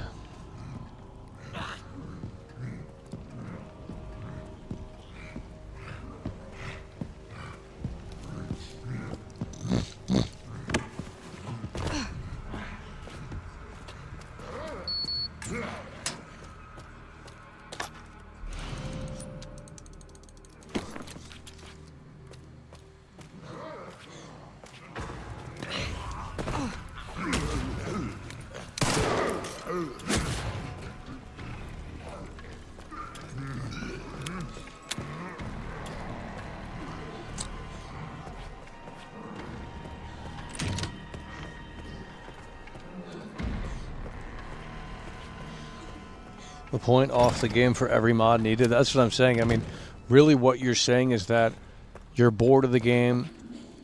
You know, you need something a little bit more to satisfy. And honestly, therefore, that means that you're admitting that the game isn't up to par. That's what modding is. I mean, modding is taking something that you know, maybe liked, but it's adding more to it. Now, why would you need to add more to it if, you know, look, your grandma cooks you spaghetti or something, right? If really what you're saying, I mean, honestly, you break it down like this. You know, your grandma cooks you spaghetti. Maybe you bought the ingredients for her. I mean, first of all, you're a piece of shit if you say it sucks. Second of all, if you eat the spaghetti, a motherfucking ass, you don't like it, and you want to mod it, put some spices on it, put some, you know, things like that on it, you're modifying her food, right? That's what you're doing. You're modifying grandma's food. And what you're essentially saying to grandma without directly saying it is that I don't, you know, I need something more from this. And that's an insult to her intelligence. And that's what you're doing with this game. You're essentially saying, well, this game isn't what I need it to be, because essentially what you're saying is that it sucks. So you need to mod things into the game to make it better. You're the loser. You're not the winner. And Capcom, they should shut down every single mod. I despise the modding community very much so. If you're not content with the meal, then don't buy it. It's really pathetic. The entitlement level with these gamers.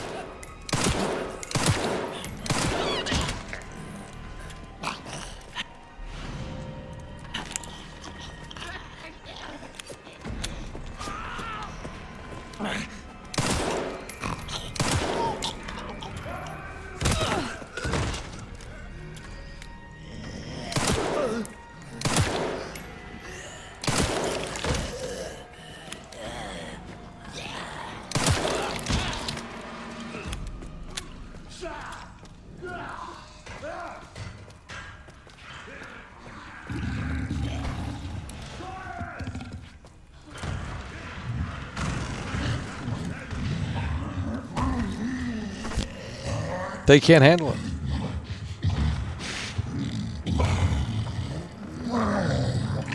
This game has 5 TRMs because of the modding community. Well, they still found a way to work around it. I mean, essentially what modding is it's digital vandalism. How is it not? You're taking someone's work that they've literally spent, like, there's human beings that spent years making this game. I understand that that's really hard to comprehend because you live in the basement, you have no real-world experience. You don't communicate with other humans, you don't understand what it's like to work as a cohesive unit to do something and, you know, make a product. But, and I'm not saying I do in that sense either, but it's just a bizarre thing.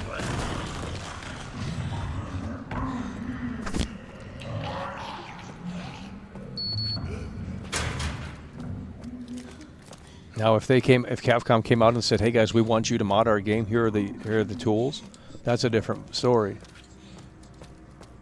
But these gamers these days are so they're not gamers. They just I don't understand modding. I mean, I really don't. I grew up with console. You didn't have mods on console. I don't. You know, I'm playing this on PC, but there's no mods. It's the vanilla version of the game. Braille. I don't need more. I mean, if I want more, I'll wait for Capcom to deliver more. You know, I'm not going to install some fucking stupid mod where these wannabe armchair fucking devs think that they're better than the actual devs. And it's like, well, how many games have you shipped? How many games have you shipped? That's what I'm saying. You know, thank God Grand Theft Auto 6 is not on PC day one. Holy shit. Thank God that's locked down. And Sony said that well, I don't know if they said, but the rumor is that their new direction is that they're not maybe putting new games on PC going forward, and that's a great thing. So Wolverine's PlayStation 5 exclusive, Interstellar Galactic is PlayStation 5 exclusive, and there might not be a PC port for those games if the rumors are true, which is fantastic. That's what we want. Bring the exclusives back. Give me a reason to have the PlayStation 5 so I can plug it in, because that hasn't been plugged in quite some time that I could tell you. We need the console exclusives back. Quit bringing everything to the computer. If it wasn't original, we need the console exclusives back. We need the console exclusives back, that I could tell you.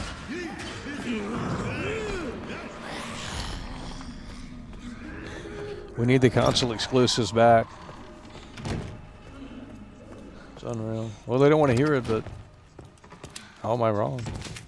They can't debate it, so clearly I'm right. What do you want me to read? They just can't handle it. There's some buttons with Braille in them. Can you read them and then push the buttons in this order? Star, star, moon, sun. I have to keep it together. And modders are against, some of these modders are against AI, and it's like, well, what do you... Okay, we're not going this way. We're not going that way. We're not going that way.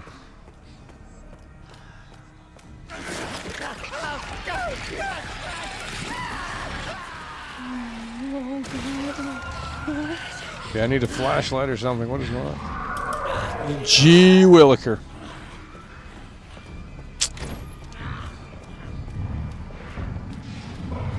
Gee Williker.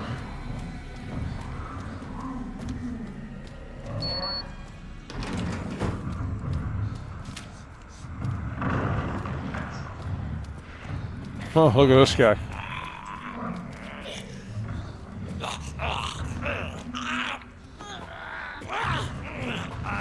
Oh, come on now.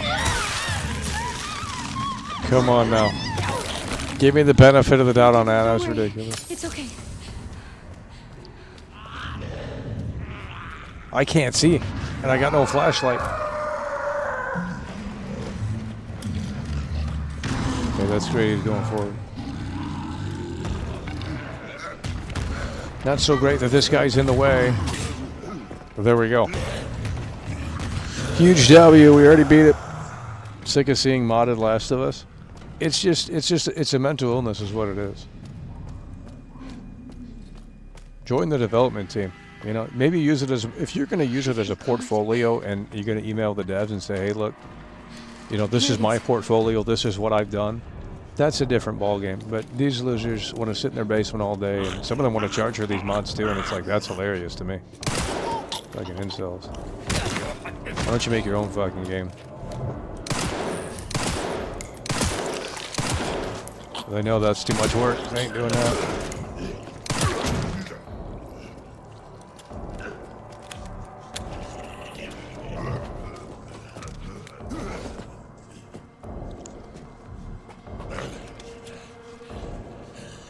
Where the hell is he at?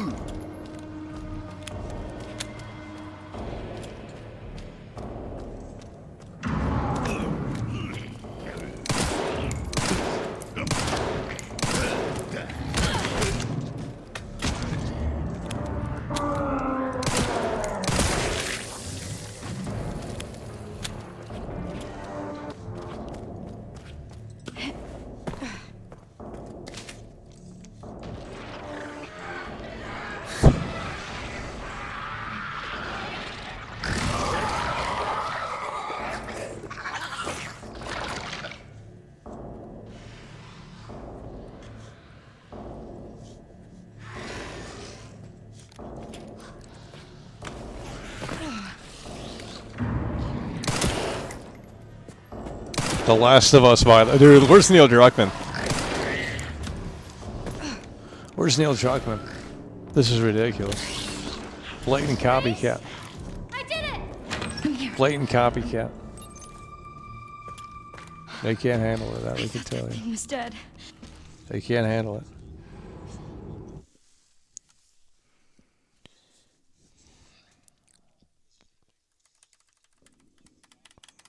They can't handle it, that we could tell you. I'm glad that FBI agent got away. FBI? Let's take a look. Isn't this kind of like Alan Wake 2 when you really think about it? Isn't this like, we can get the Ghost Grudge?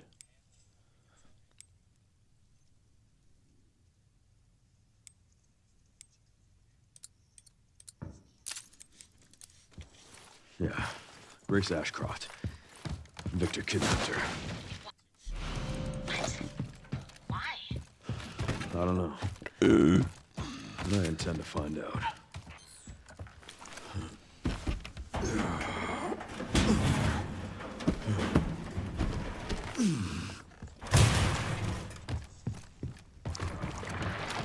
Five shots, let's take a look. 1, 2, 3.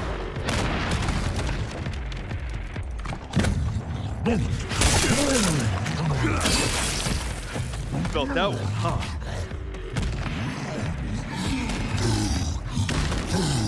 Hope I'm on next. Hello? Damn. This shit fucking crazy.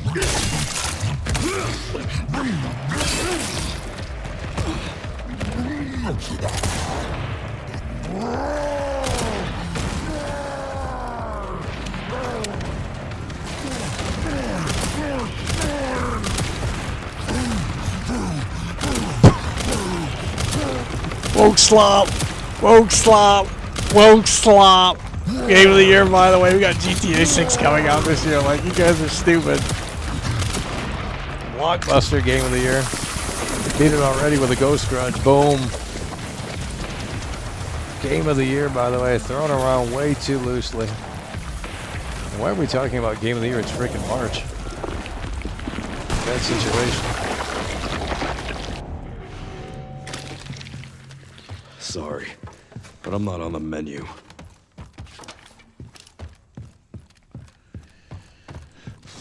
can't handle it. It's unreal.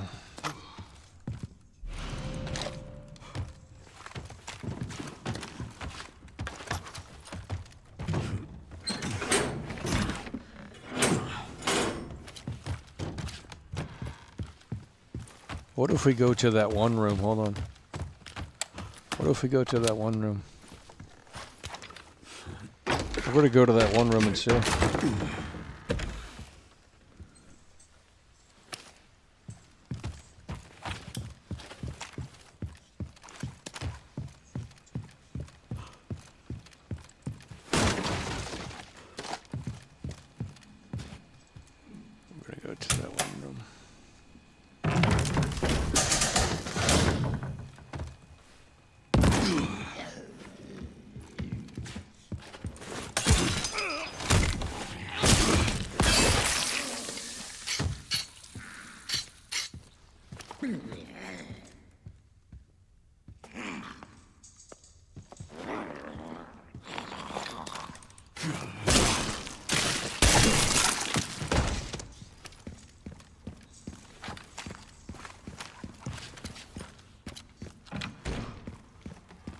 Hello, cheers. It's a bit of a drag, isn't it? Hello, cheers, mate.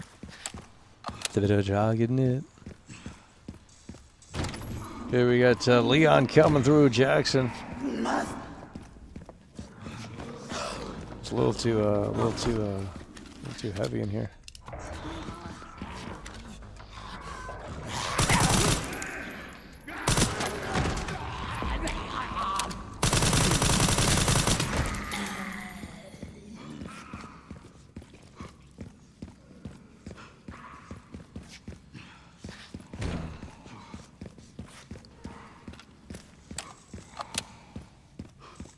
We're gonna come in here.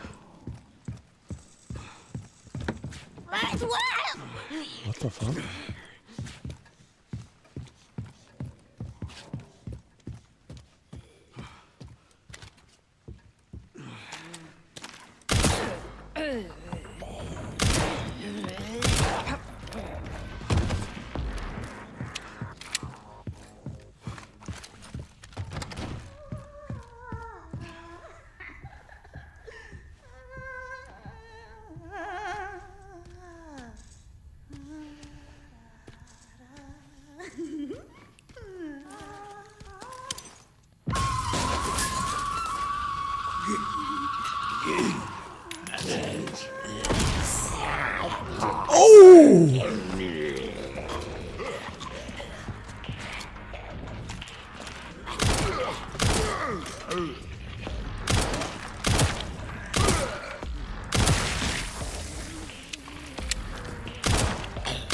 Final Fantasy sword, by the way.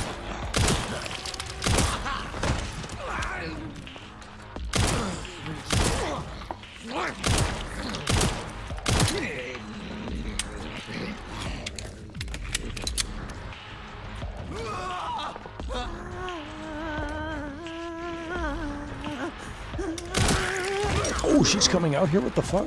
Dude, the grenade didn't get her.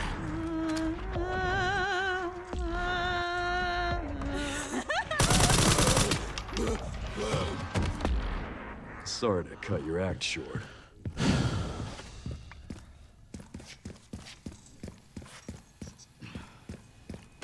They are changing it for Leon. And we're gonna come over here. Get that. Legendary.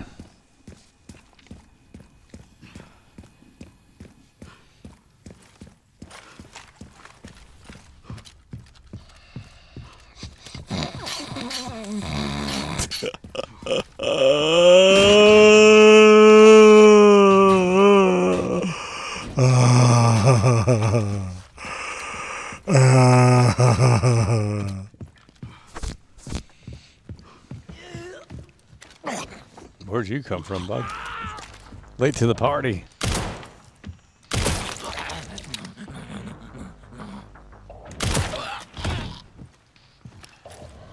Pooped his pants.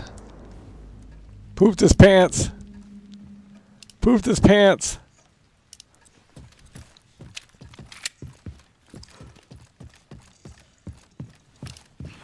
pooped his pants.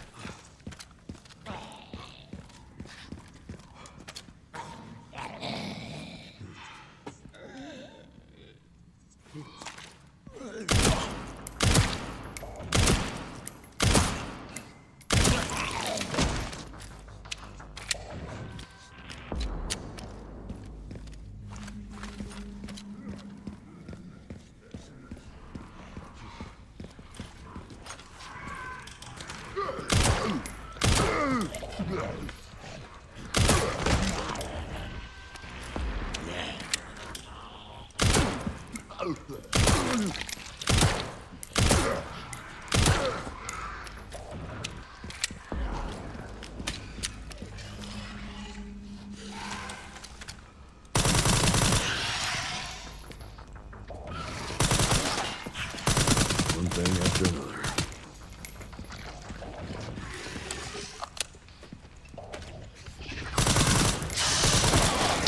What the fuck are we doing? Bullet sponge. Jesus. Bullet sponge, homie. They can't handle it. It's a sad situation, that we can tell you. It's a sad situation. Let's go take out the butcher.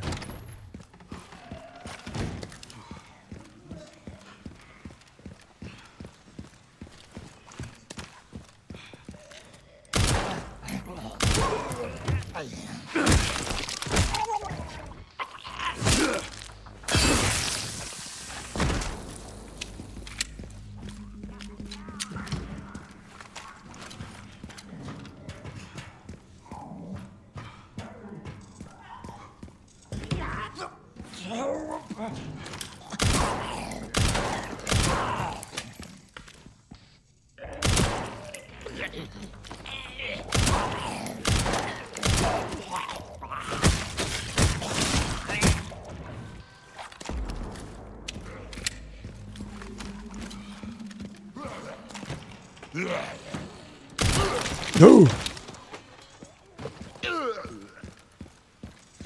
Yeah, in Resident Evil 2 Remake, they would still crawl. They've downgraded the zombies, too. It's a sad situation. Where's this butcher guy at?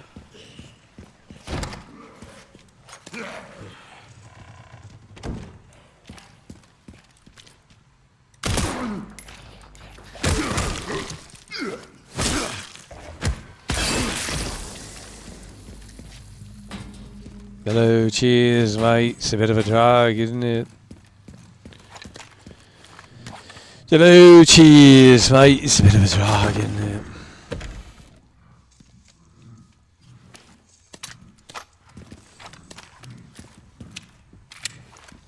Okay, here he is. Hi, buddy. Hi, buddy.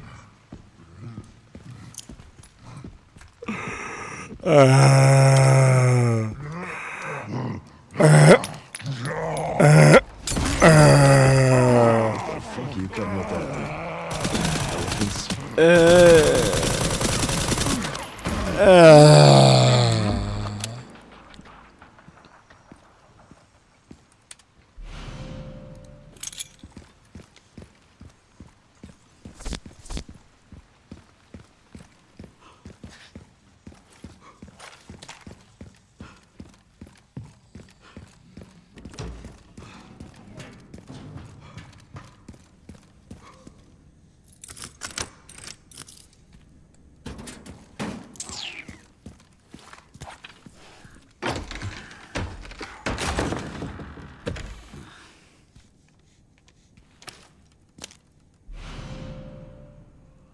A charm for any gun increases firepower. Wow.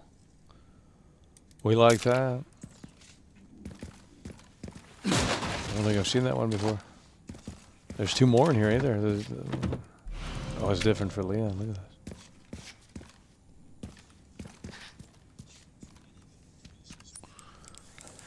this. Increases the firepower, huh? Dude, if we could put it on this one.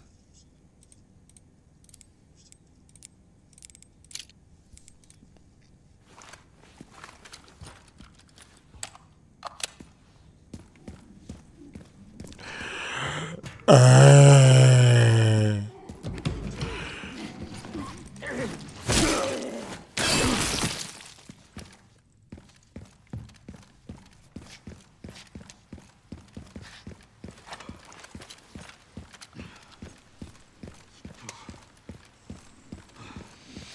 can't handle it.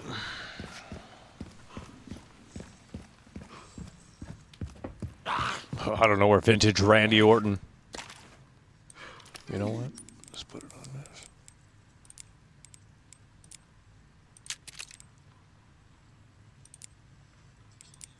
How do you take it off? You can't take it off? How do you take F?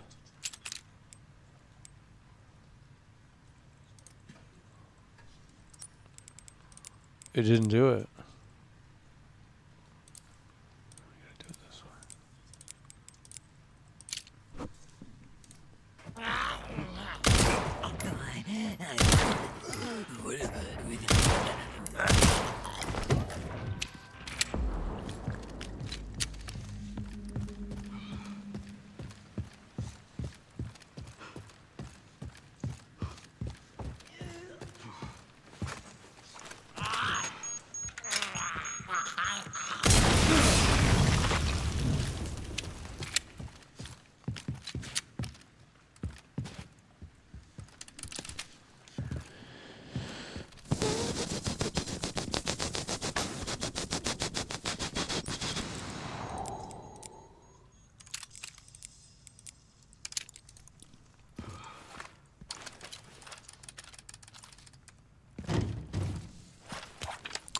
Hello, cheers, mate. It's a bit of a drag, isn't it?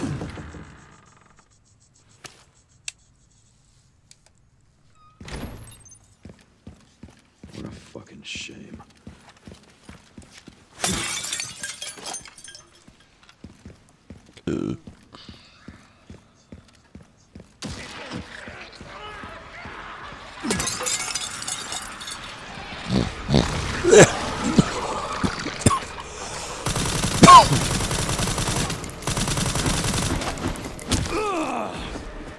Thanks.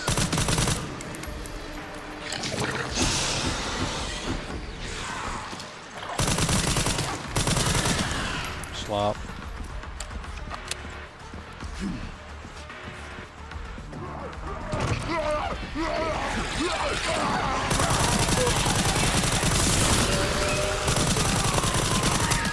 Bullet sponge.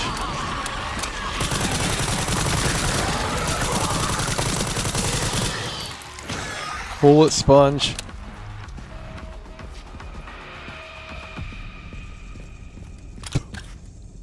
Bullet sponge.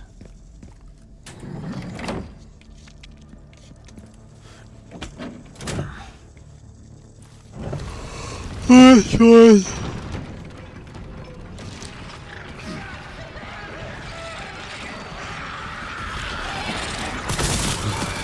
Every single time.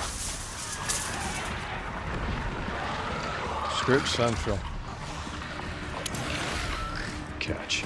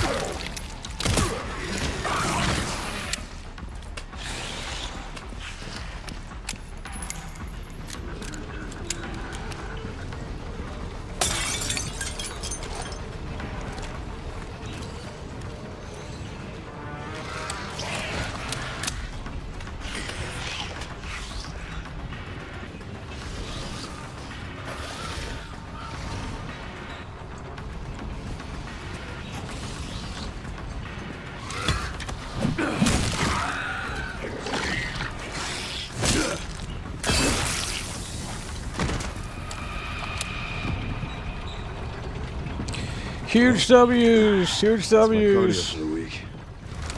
Huge W's. Bullet sponge.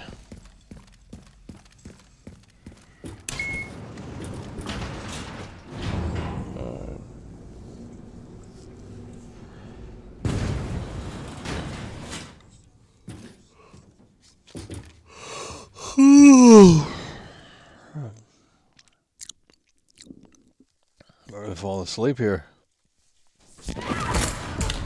Oh god. Oh my god. Oh my god. Why is this under the hospital? Oh, oh my god. This is a sad situation.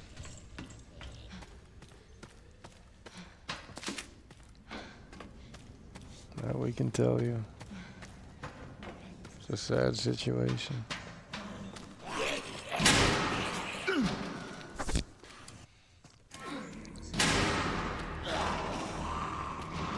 And again, we're back down to 132 viewers. By the way, we can never forget how they didn't want to tune in for this game.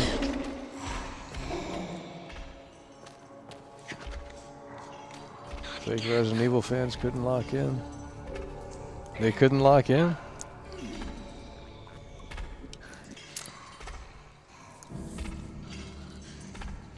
The racking. That's crazy. We gotta play. I'm gonna play Last of Us 1 again. PS3 version this time. Oh. They can't lock in.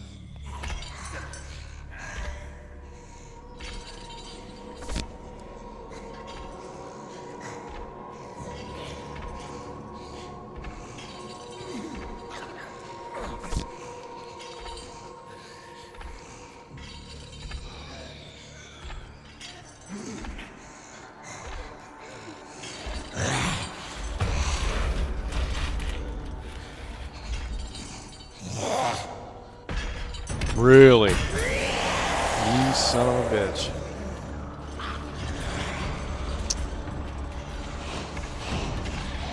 Oh, it knows right where we're at too, huh? Woke slot.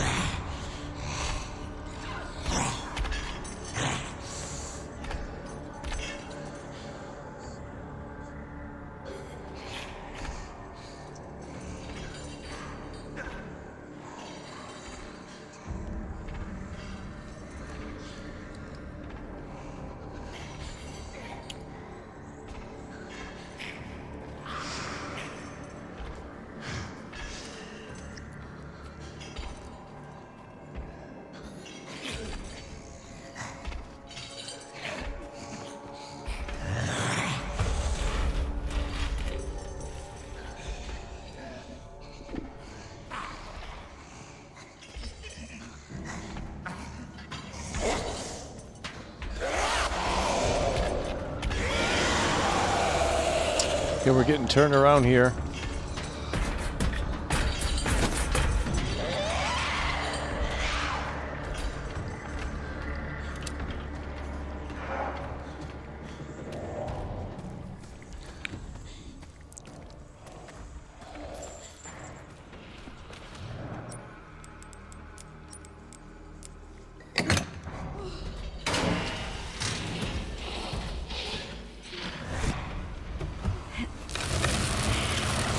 Hello, cheers, hello, cheers, this is a bit of a drag.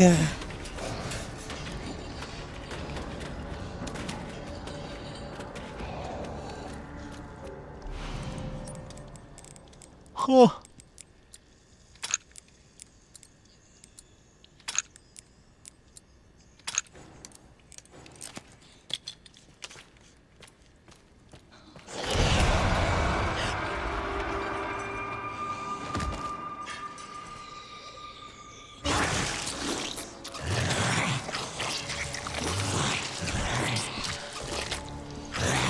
Hello, cheers. It's a bit of a drag, isn't it? Hello, cheers.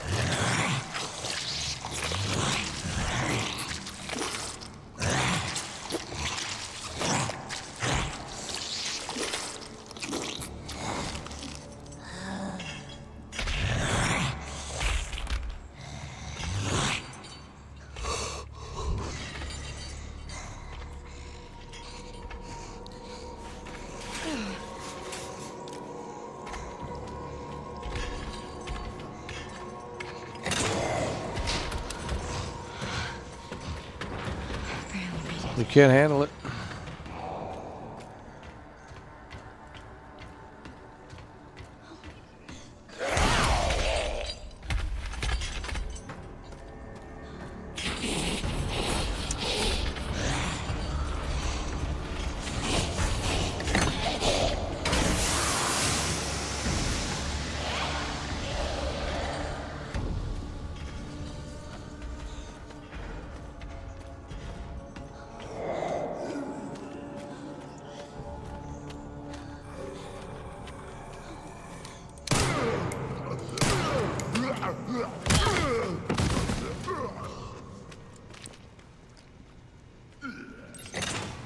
That's two.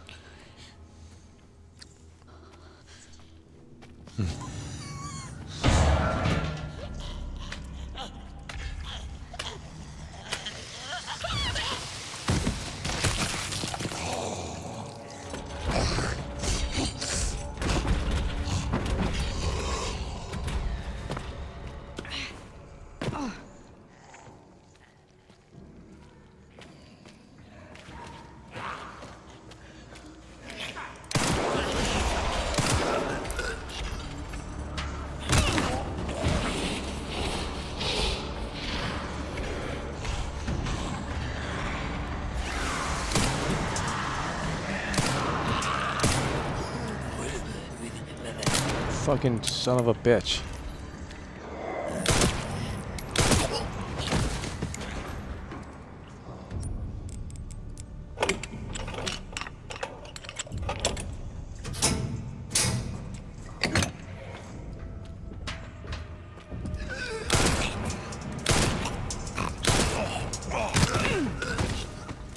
Bullet sponge.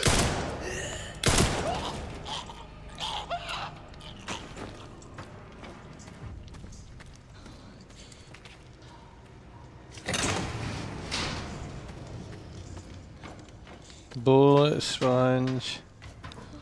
Kamehameha.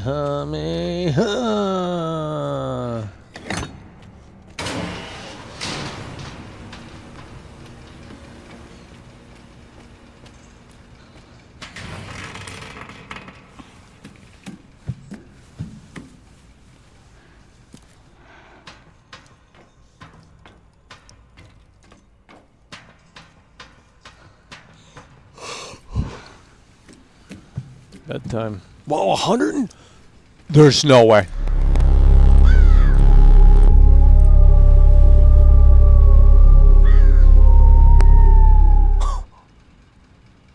$120 viewers?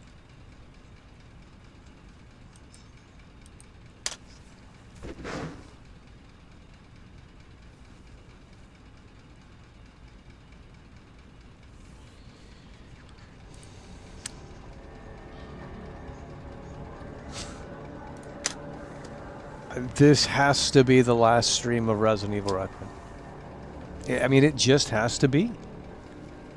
I have never seen this before. I mean, I can't think of a moment where we had a brand new AAA title on release day. Now, granted, it's not release day now, but just about 3 or 4 days ago it was. Where no one showed up. I can't recall a game where we played and we thought, wow, where is everyone at? I mean, it's just perplexing. We will never forget how they didn't want to tune in for Resident Evil Requiem. And what that really means is that we're not talking about the game after the fact either. So if you guys start, you know, we're covering Crimson Desert or WWE 2K26, which is coming out in a couple of weeks, those two games, we're done with the Resident Evil talk. You guys had your moment to talk about Resident Evil. You chose not to talk about it. So we're moving the wheels. We're moving forward. This is ridiculous. I mean, it really is. It's ridiculous. Where is everyone at? We should have at least 250 on all of these streams. I mean, how much lower can we go to say, well, You know, I don't understand. Is it really that boring to watch? Then I think it's a testament to how boring the game ultimately is. I know what I'm doing, and I know how to get progress going in this game. So it's not the gameplay that's boring. It's that you guys don't want to watch this game. I think it's not a great streaming game. Because you've seen everyone and your grandma play this game. Everyone streamed it. The normies have opened up like the floodgates with this game. It's a sad situation, but mind you, we've had it early. And we were streaming it before anyone else had the opportunity to stream it. And you guys still didn't want to tune in. It's a sad situation. Marathon is closed down, I thought. I thought that was over with today. If it is, I'm going to time you out. Marathon Server Slam. How do you get it? I mean, I would have played that today, but I thought it was over. I didn't look it up. I don't see where it's at. Let's go to Steam. There's no Server Slam. It's over. So you're timed out. Pre-purchase March 5th. Wow, it's coming March 5th. What the fuck? Wait, the whole game unlocks in March? We don't need what the hell? The actual game comes out March 5th?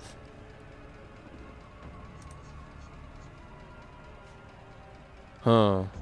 Well, that was a dumb move. Hold on, Server Slam. I'm assuming this is, yeah, it's over with. Why would, yeah. That was a dumb move to put the Server Slam out that soon because now no one's going to give a shit about the game. They just played it. They got their first impressions days before the release. That Server Slam should have been back in early February. That was actually a really dumb move to put the Server Slam that close to the actual release date of the game. The game is coming out March 5th. A lot of people have already made up their mind on Marathon, unless the full game is going to be a little different. I mean, I haven't played it, so that's great. Actually, that's not great, because now we got to spend $40 on the fucking game.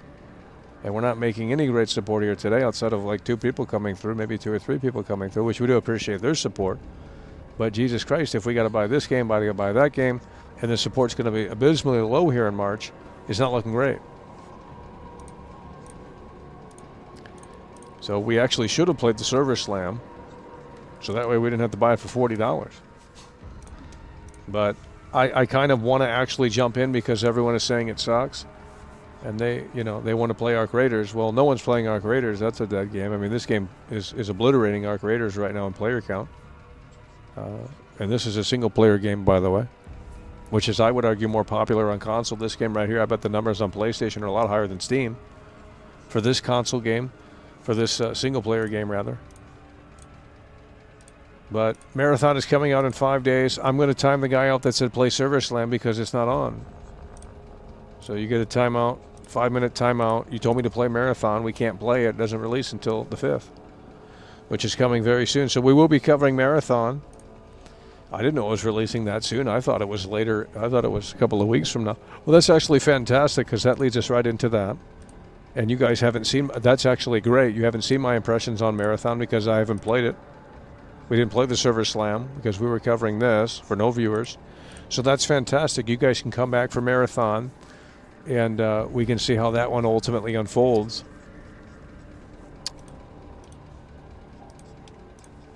I haven't played it, so I don't know, but I've heard impressions that it's not that great, but what do they know?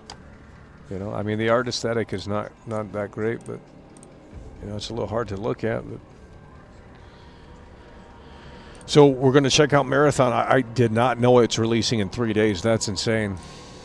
I mean, we can try and extend this, but the support is just abysmally low. The viewership is abysmally low.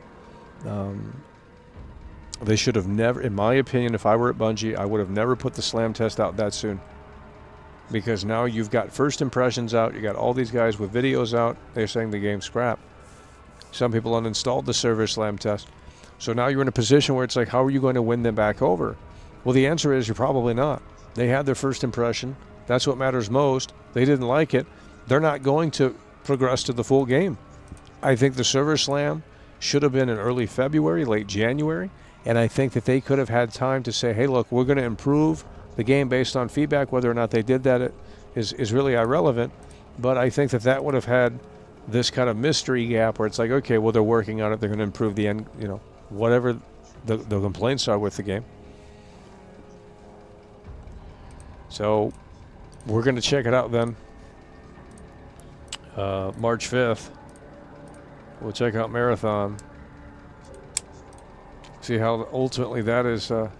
Can't handle it. They were there will be only dozens of real fans here for GTA 6. No, there won't, because if I'm going to stream that game day one, we're going to have a backup plan. It's called Plan B. Okay, because Plan A, streaming it on this channel, there's just a reception in regards to this channel. People have made up their mind. It's like Marathon. They've made up their mind. So it doesn't matter what they can do. You can't win them back over. You know, now if the algorithm worked in a way that makes sense and we can get new viewers all the time, I'm going to a different platform. If we're going to have this problem for Grand Theft Auto 6, I'll just go to a different platform. We'll take it to where we need to take it. I'm not going to sit here and let this algorithm be the vice grip over this fucking content when everyone else gets a lot. They get a lot of leeway. They get a lot of push. Most of them are probably botting. I don't fucking know, nor is it my really interest, but you know, it's a little ridiculous how we have all-time low viewers, worse than Arc Raiders, by the way. Arc Raiders isn't even relevant anymore. I mean, I just played Arc Raiders, and I swear we had at least 170 viewers. We are down to 130 viewers in here.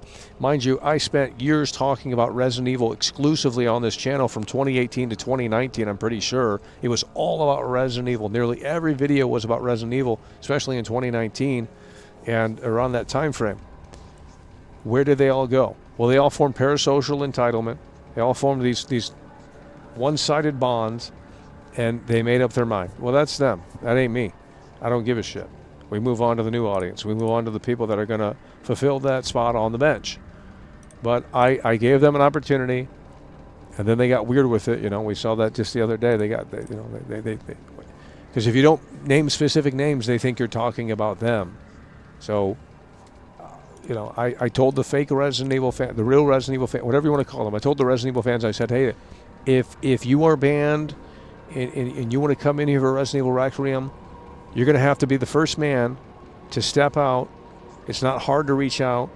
It's a matter of you don't want to, so you're going to make excuses. That's what I told them. I said, look, put your fucking feelings aside. Let's discuss the video game. Because in real life, that's not how that shit works. There's plenty of times, and you wouldn't know this because you've never worked with anyone before in your life, but I can't imagine you guys in environments where you have coworkers that you don't like, and yet you put that aside because that's not what's important. What's important is that you guys come together and do the job and be professional. And that's what I said. I said, okay, I'll make an exception for these people. They have weird feelings on people that they've never met in real life. They're mentally unwell. I can't resonate with that. I don't give a shit. That's not important.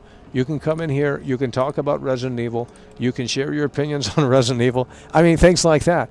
That's what we're looking for. I'm not looking for your opinion on me and whether or not, you know, you like or dislike or, you know, that doesn't matter to me. I don't give a shit because I'm here to talk about video games. And, you know, there's a guy in here that's actually talking about him bigly, and he's helping you guys in the chat with the discussion, but it is unfathomably low viewership in here for this massive AAA title, biggest game of 2026 objectively, and it's just bewildering to me because I've made multiple videos on this game leading up to it, especially in January, and they got mad about it, but again, they did not come over to the streams. So I don't think Marathon will have a high view count, but we have not played the slam test, so actually that might help out a little bit because you don't know my thoughts on it. I don't know my thoughts on it because I haven't played it. So it's going to be a big question mark for both parties, for the viewers at home and for World Class, on whether or not we think Marathon is okay. But I'm glad the slam test isn't available because we don't, you know, if we already played the slam test, then there'd be no point to play the full game. There'd be no point.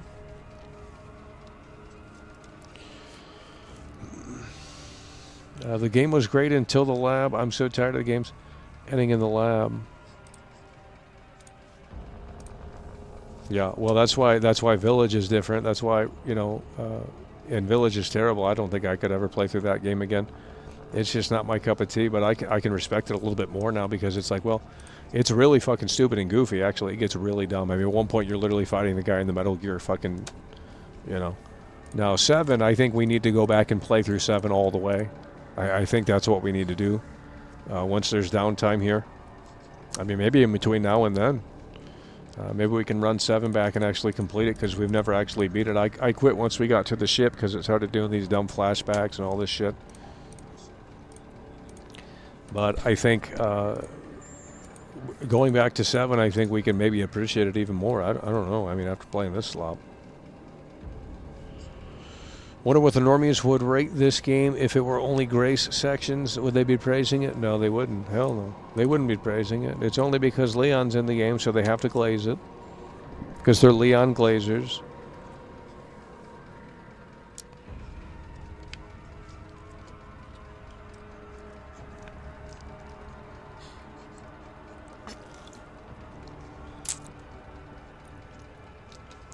If Michael had the most extreme clickbait, more people would tune in. Well, if you got examples of that clickbait, let me know and we'll implement them. I thought they were clickbaity enough, but I guess we've we're not hip to the new clickbait trends.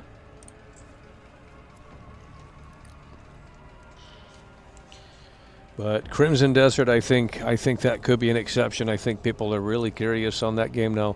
The previews for that come out the 4th, which is Wednesday, and then Marathon is on Thursday, and then Crimson Desert, I think, when does that come out? The 17th or something? I don't know. It's a little bit later on. Maybe the 19th, the 20th. I don't know.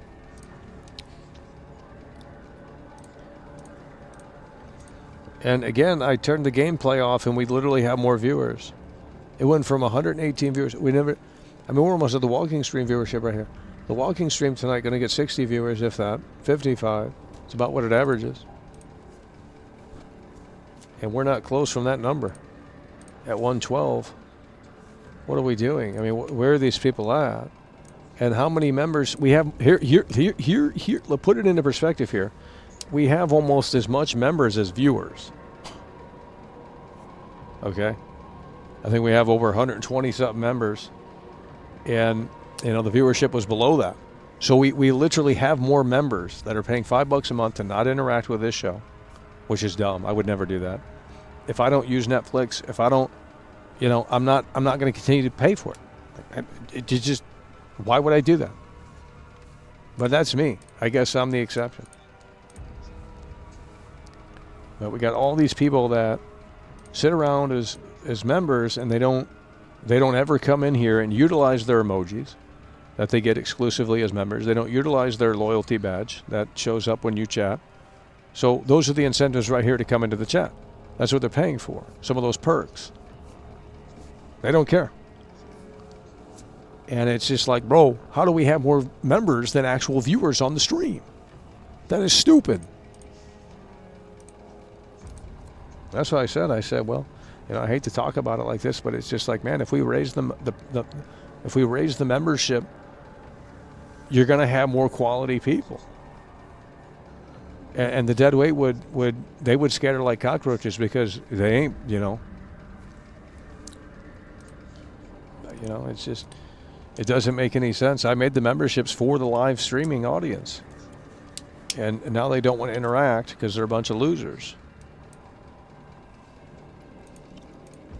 And I'm not talking about the members in here. I'm talking about just in general. We have a lot of fucking members that just do not participate, and no, they're not banned. Some of them might be, but they're bad eggs. It doesn't make any sense. Doesn't make any sense. It's a sad situation. Raise the price. Yeah, I mean, I don't want to do it, but I remember lowering it down to $1.99 or 99 cents or something a few years ago, just to see if that was the problem. The price was the problem. Well, there wasn't, because they were still refusing to become a member at 99 cents a month or whatever it was. It was the lowest it could possibly be, and we learned that wasn't the issue. It was the issue with their feelings and their emotions and things like that. They probably grew up in high school and were emo, and they slit their wrists and did all stupid sorts of shit like that. I mean, honestly, they obviously went through a hard time in high school, because I don't know how you can be a grown man on the internet and cry so much over what a fucking streamer does. To me, that's just stupid. I'm tuning into a stream. I'm going to watch it. If I really like it, that's fantastic. You know what? The biggest Resident Evil channel, they got me banned. If I like their content, I don't give a shit. I don't need their approval. I'll still support it. I don't care if they hate my guts. Fuck them. If the content is good, that's what's going to speak for me. It's not a matter of, do I need their approval? I don't need their approval. You know, do I need these developers' approvals to play their games? You don't. I don't understand what's wrong with you guys with this parasocial dynamic in here. It's just unbelievable. Okay, here we go. So we got Adam Vega coming through, and he says, should you buy the game? Should I buy the game or watch you play it? Is it any good? Well, you know, it's funny because we've been playing this game for the past 4 days, and I think in every stream almost we've beaten the game.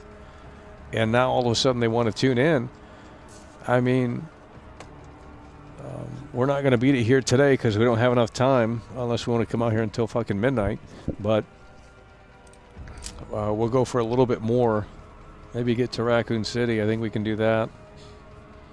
But Adam Vega says, should I buy the game? Well, it really just depends. I mean, Joshua Trump bought the game. He said he liked the Resident Evil 4 demake, and I said, you know, I think if you like the demake, it's got similar gameplay, especially in those Leon segments. But the problem with this game is that, you know, you're just cutting back and forth, and, you know, the hide and seek segments in multiple replays just get a little, they drag out a little bit. Now you can work around that by just saving at different points and then loading it back up and playing the chapters that you want. So I guess it's not the biggest issue, but if you want to cohesively play it from beginning to end, just know that you have to get through those segments. And, you know, the Grace segments especially, or even the Leon segments might not be for everyone. There might be people that do prefer the Grace segments. And they're saying that this is like Resident Evil 7. I disagree. They didn't play Resident Evil 7. It's nothing like Resident Evil 7. The game's nothing like Resident Evil 7. Oh, just because it has the first-person perspective, it's nothing like Resident Evil 7. Oh, just because there's a stalker monster in the game, it's nothing like Resident Evil 7. They're smoking, and they're smoking big time. Nothing like Resident Evil 7. I don't know what you guys are talking about. Resident Evil 7 is a cohesive game all the way through. You're not cutting to different characters. I mean, I think there is one point where you do the VHS tapes and shit, but, you know, that's different. And, you know, you're loading into it. It's just different. It's not like there's Revelation slop.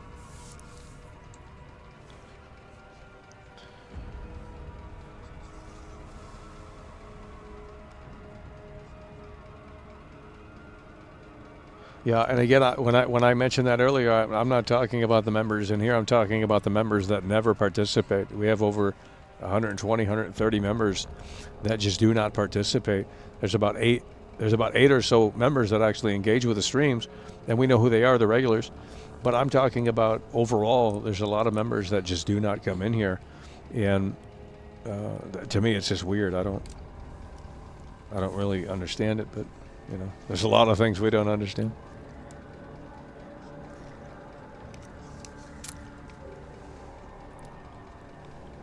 Yeah, Resident Evil 7, I mean, we can run that back until Marathon. We can revisit Resident Evil 7 and say, this is after Resident Evil Requiem. You know, is it going to influence our because we just played through some of it, and I don't know how to beat Resident Evil 7. I'm not efficient like I am with this game because I don't remember the path. But we'll have to see. Hey, if people want to send me $5 a month and just not interact with me, feel free. Yeah, I get. I mean, I don't know.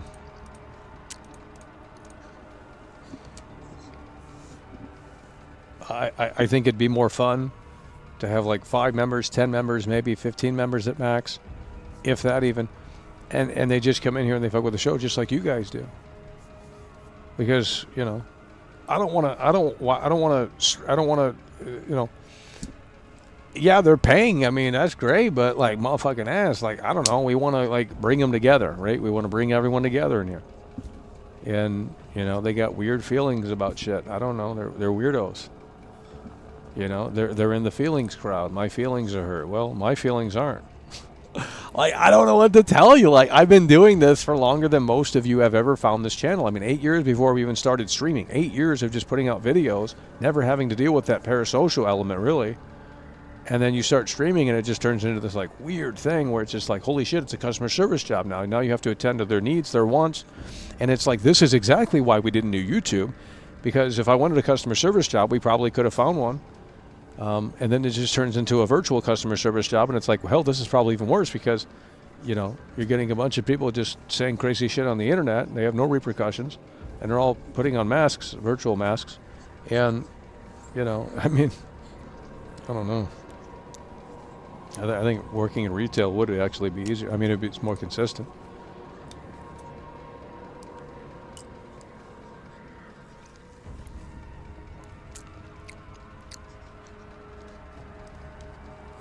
I see the membership as a means to support the creator. Yeah, but you know, when we made them, it was for the live audience, especially the callers and stuff like that. That we can, we can do something here with this. You know, we can do exclusive stuff. We can do fun stuff. But then you get bad eggs in here, and they just kind of ruin the party.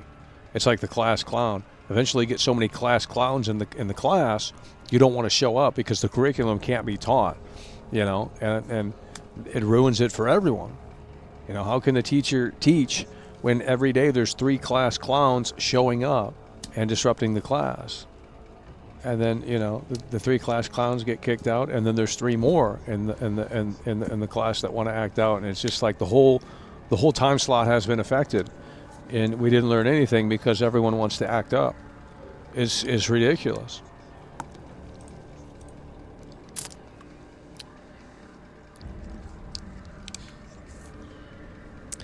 I wouldn't call it that. These people aren't human. Yeah, well. Yeah, well, they're, you know, they want to present themselves as angels and you know, they're saints and world class is the big bad boogeyman and things like that because I didn't do what they wanted for them. I mean, that's really what it boils down to. It's really that simple. You know, they made artwork and I guess I didn't give the reaction that they wanted, or they sent me this depressing paragraph about how their life is horrible and I didn't respond, and I guess I'm a piece of shit for not responding because I'm a small streamer and, you know, therefore I'm obligated to respond. And it's just like, bro, we never did DMs. Even back when the motherfucking real blue check marks were DMing me, we never even, we didn't reply. We don't do DMs because we got the show to do, right? I'm not interested in, you know, babysitting the DMs and babysitting the chat and babysit. You know, we're making videos. We're going to give our opinion on the video. It's going to be loud. It's going to be bold. It's probably going to piss you off. That's the whole fucking point. And not to do it just for the sake of doing it, but because we have a different take on video games than most people. And it's an autistic one. And it's like wine. It's an acquired taste. You either like it or you don't. Okay, he says, Adam Vega's coming through yet again. He says, you see the Resident Evil 3 remake mod adding the cut content. Yeah, well, I mean, I didn't see it, but who cares? I mean, we just talked about that earlier. If you have to mod a video game, you're essentially saying the video game sucks. And in some ways you are. And I know people don't agree with that, but that's the truth. Okay? It just is. It's the truth. Now, I am all for, if the developer comes out and says, hey guys, you want to mod our game? We have a special section in the game that's called mods, officially natively baked in. That's fine with me. If the devs open it up, and that's a different ballgame. But when you guys are going in, and essentially, can you imagine working on this game? Imagine working on something. Imagine you're an animator. Imagine you're an artist. Imagine. And you work on this shit for years and years and years. And Shakes Potato H. There we go. Shakespeare's coming through. £10 Shakespeare is coming through. What about a resi soap opera from 1 to 9 filling every gap, just a constant like sons and daughters or neighbors? Okay, let's go ahead and see what he has to say here. We got Shakespeare coming through, and he says, what about a Resident Evil soap opera from 1 to 9 filling every gap, just a constant sons and daughters, neighbors? Oh, I don't understand what that means. What about a Resident Evil soap opera from 1 to 9?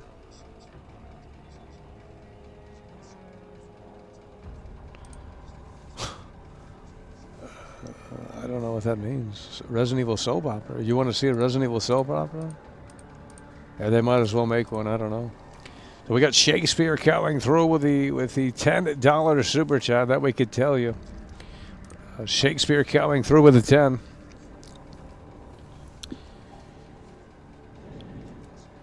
Shakes potato coming through. But look, Fallout, for example, Fallout 4, Bethesda has officially embraced mods. I don't know if they're really on board with mods, but it's just like, bro, can you imagine being an animator? Can you imagine being an artist? And bro, could you imagine if someone took your painting in a game and said, let's remove that painting, right? Let's modify it. Let's modify this game that isn't ours, but we bought it. We don't really own it, but hey, we think we do because we're entitled, right? We spent 60, 70, 80, 100 plus bucks on this game. We own it, right? Well, that's not the case, but nonetheless, let's give them the benefit of the doubt. And it's just like, could you imagine if I made a painting in a game and it took me 6 months to paint and put it in virtually into the game, and you see it in the mansion or whatever the fuck, and then someone comes in and says, oh, that's trash. Let's take it out. How is it their right to take it out? This is what the game is. It's set in stone. I don't understand the entitlement of gamers where they feel that they need to go in and modify things. It's not your right. It's not your work. It's digital vandalism is what it is. But you guys all just sit there and fucking do memes and this shit, and it's like, it's kind of disgusting. Because if you worked on this game for years, or any game for that matter, your ass would have a different perspective, let me tell you that. If you went to the office and you did a 9 to 5 with the team to make this thing a reality, to put this thing together, your ass wouldn't be fucking in agreement with mods. I think that's stupid. I just really do. I think it's kind of pathetic. I really think the mod scene is just, it's not necessary. If you don't like the game, make your own fucking game. And really, that's how you're going to have to show that you're actually good at what you think. I mean, could you imagine modding a movie like, oh, Steven Spielberg didn't set up the camera right on Jaws. What the fuck? I mean, it's just like, are you guys serious right now? You know what I mean? I mean, think about the level of entitlement that gamers have. And it's bewildering. Now, again, if the devs officially support it, if Resident Evil Requiem came out and they said, hey guys, we love the mods, we're going to add a mod section in the main menu, then I'm all for it. It's obviously up to them and it's their call. But when these gamers feel like they need to come in and they think that they can improve upon something, and maybe they can, but it's not for them to say. What the fuck is that shit? It's ridiculous. I mean, you know what I mean? It's like, imagine reading a book and you don't like a certain section in the book. What are you going to do? Fucking rewrite over it? Like, that's a disrespect to the author. You're a fucking loser. I'm serious. Like, what? Like, could you imagine reading a book and motherfucking ass, you don't agree with a certain chapter in the book? And you're going to rewrite over it and say, oh, I can write this chapter better. Well, you're a fucking loser. Go write your own book. Like, what the fuck?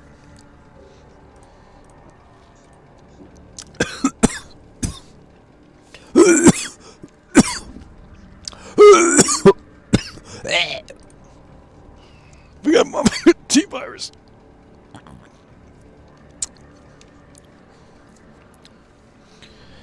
I feel that if you buy a product, it is yours, and you do with that what you will.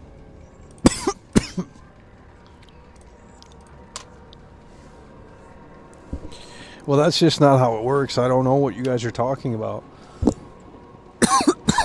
You're not buying the game. It's a license. You don't own any of these games. You don't own any of these games. They can revoke access whenever they want, especially if it's digital. Physical media, I mean, most of these games, I think this game is actually on the disc. I don't know. I don't have it, but I think it's fully on the disc. So I guess you do technically own it. I mean, they can't take that away from you, but I just don't understand why, the obsession with modding is kind of a mental illness. Maybe you can argue maybe you do have a right because you spent your hard-earned money on it, but at what point does it become I mean, you're literally messing with someone's work. I don't understand. You want to go in and motherfucking repaint the Mona Lisa? £20 through Super Chat. You know, like, Seriously, Resi 7 could be one of the scariest games of all time. UK is burning. that's what we're talking about. Shakes Potato in here again. He's really kicking things up here in a way that makes sense, and it is what we love to see. Shakes Potato is coming through, and he's coming through in a way that makes sense. Two-time Tony Hawk Comedy says RE7 could be one of the greatest, the scariest games of all time. Well, it's funny because years ago we put out a video and we said Resident Evil 7 isn't scary, so you guys need to check that one out. It's an old video from about 9 years ago. And they got really hot about it. I think it has like 30,000 views. They got really hot about it, the Resident Evil fans. That's when we can get the normies onto this channel. But all the gamers decided that World Class is a loser, I guess, and, you know, these little gaming circles. But that's okay. They can stay jealous because who had the best coverage of Cyberpunk? Well, it's World Class.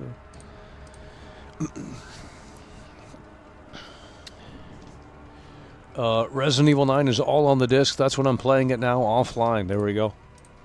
And Adam Theory, can you check on that painting? It's when you play as Grace, and it's before you go into the lab to get Leon. It's right before the ending. You go. We showed it on the stream the other day, but I'm not sure if you were here. But they said that they changed the painting. And I have. There's actually images online, but.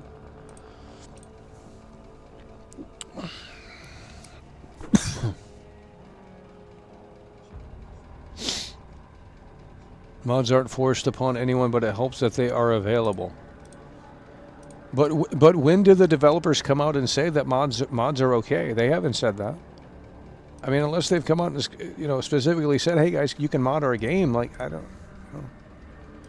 I mean, I want you just have to put it like, imagine if we made a game for 5 years. And I know that's hard to imagine because I don't think anyone in here knows how to make a game. Because if they did, we'd already be on that.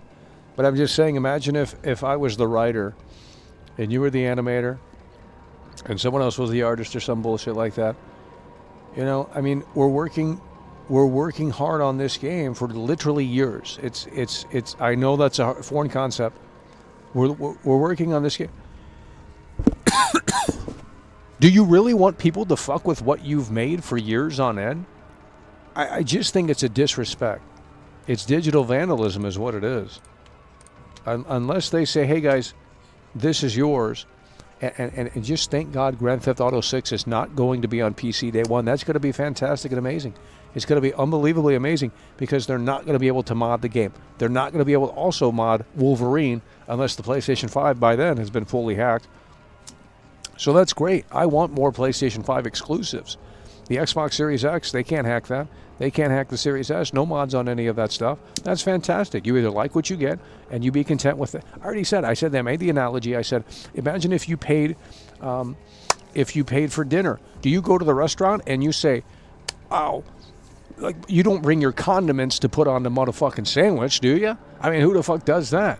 Well, bro, if I didn't like the burger at the restaurant, I'd go make my own. You know what I mean?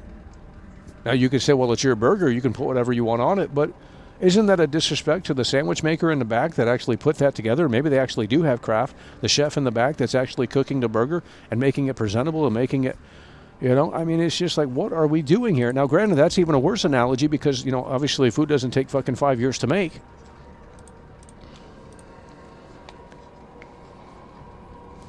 If we came up with a I don't understand how this is hard to understand.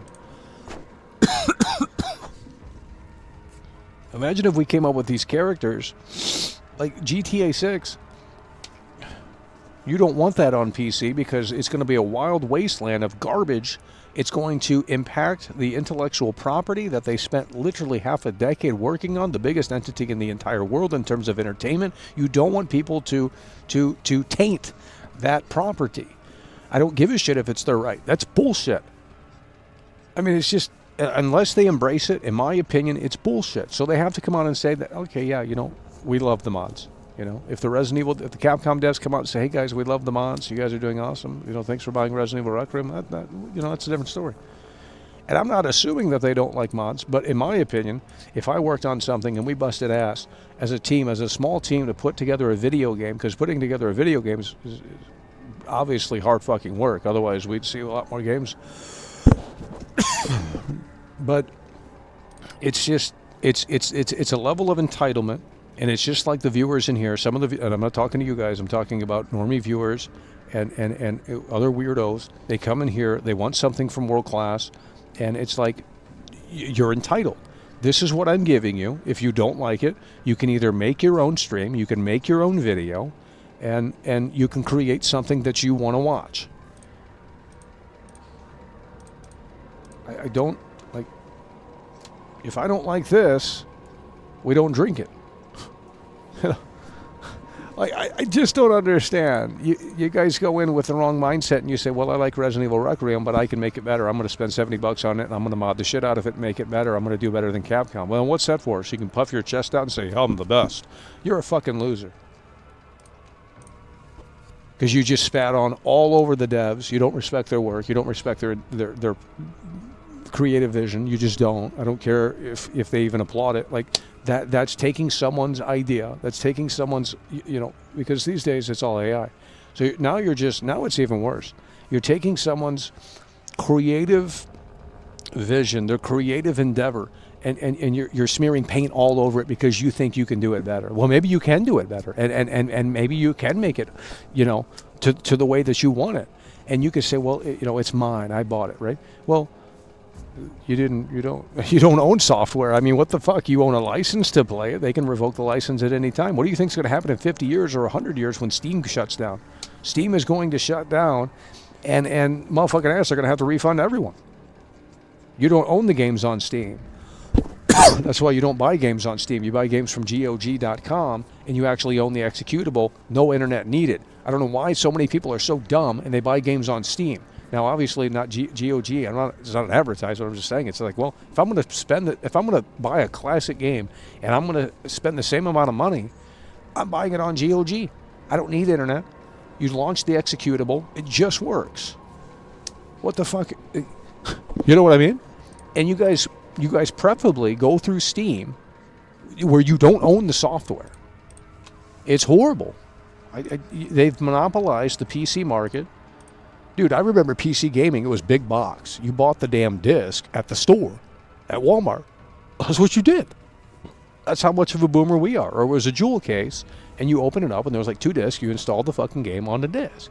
And in order to play the game, you had to have the disc. That's it. That's what PC gaming was. It wasn't this Steam bullshit where everything's a fucking...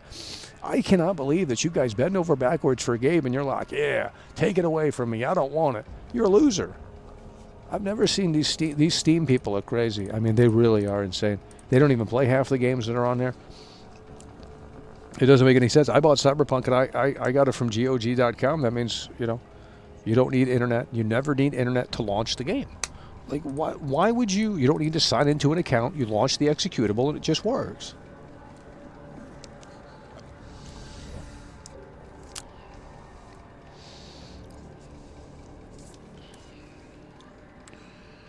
That's why physical copies that are on the disc are important. They can't revoke the license. That's what I'm saying. That's what I'm saying. And they're still making them, believe it or not. Most people don't believe that. Resident Evil Requiem is fully on the disc. I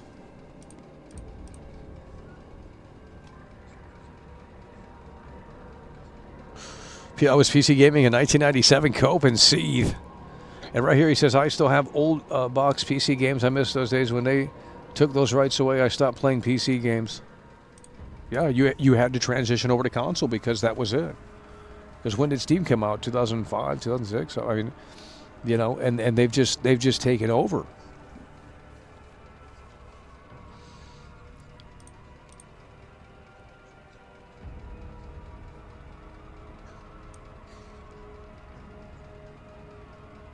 Let's see. Bram Reaper says, I can't forget the part where you're on the bike and the game plays it for you. Resident Evil Requiem is trash. It's a hands-free experience. It's a hands-free experience. You don't even play that part. You don't do anything except shoot the wolves. The whatever the hell they are. Horrible. Horrible. I mean, it is a mesh of quick time of, like, it's really bad.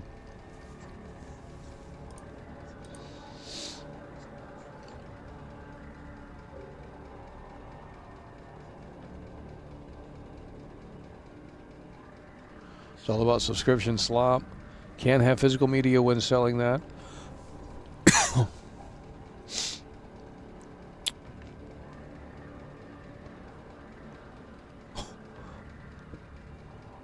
It's an incredibly sad situation. RE9 has good moments, but it's so put together in a lazy way. Makes zero sense.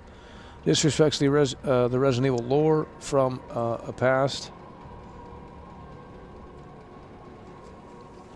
Well, the normies don't care. They said it's Game of the Year. They just don't care.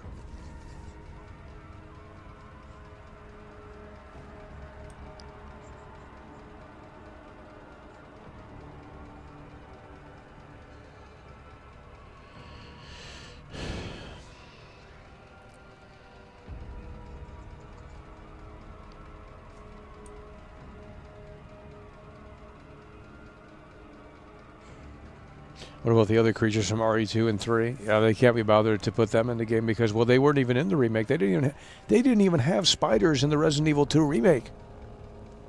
And I was calling that out 8 years ago.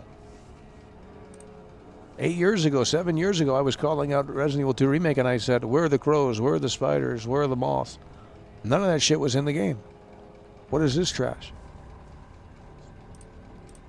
But they shilled the demake. The Resident Evil 2 demake is the only thing that game does well is the zombies look great and the gore is the best it's ever been. They still have not, for some reason, they have not gone back to that gore in a PS4 game from 2019. None of these remakes have done it. Not this one either. This one's got more blood splatter, but that's not. I would argue that's not up to the same level. If you look at the gore from Resident Evil 2 remake, I mean, the limbs come off. It's really cool. Physics are better. And they've dialed that back ever since. I mean, the Resident Evil 3 remake was a total disaster. And I told them, I said, look at this gameplay, you losers. I said, they've downgraded the zombies. And what they did was they came up with excuses. That's what they did. The fake Resident Evil fans, most of them are banned. They came up with excuses and they said, oh, that's just Japanese footage, so it's censored. They said the footage was from Japan, so they censored the gore.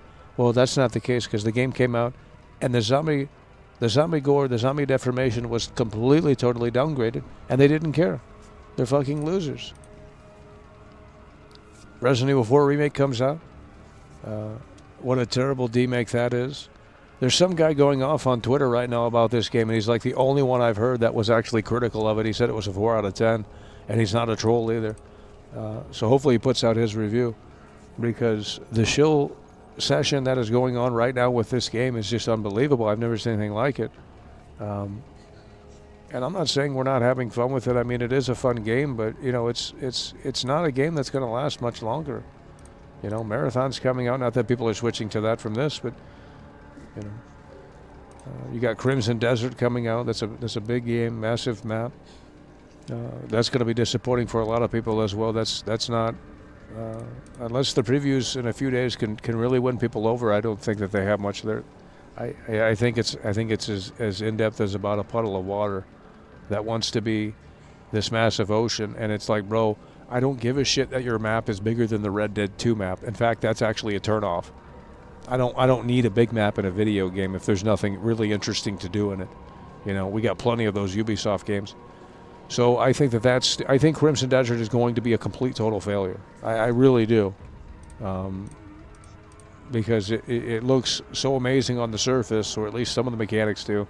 But when you actually sit down and play it, it's going to be surface level mobile slop. We press a few buttons and you can chop down trees and all this other stuff. There's probably not going to be much weight to any of those systems in the game. So you're just roaming around and it's going to feel really dull. And I've already seen a clip where Digital Foundry is doing a time lapse and the NPCs are standing around for multiple hours within the in-game time. And it's like, wow, this isn't detailed at all. Oh, they made their own engine. The graphics are so beautiful. Well, who cares? It doesn't matter if the map is big. It doesn't matter if the graphics are fantastic. Because ultimately, at the end of the day, if the systems are shallow, then it's going to be it's going to be not that fantastic of a game. And it won't live up to the hype. So y'all want to play Crimson Desert and this, that, and the third, but motherfucking ass.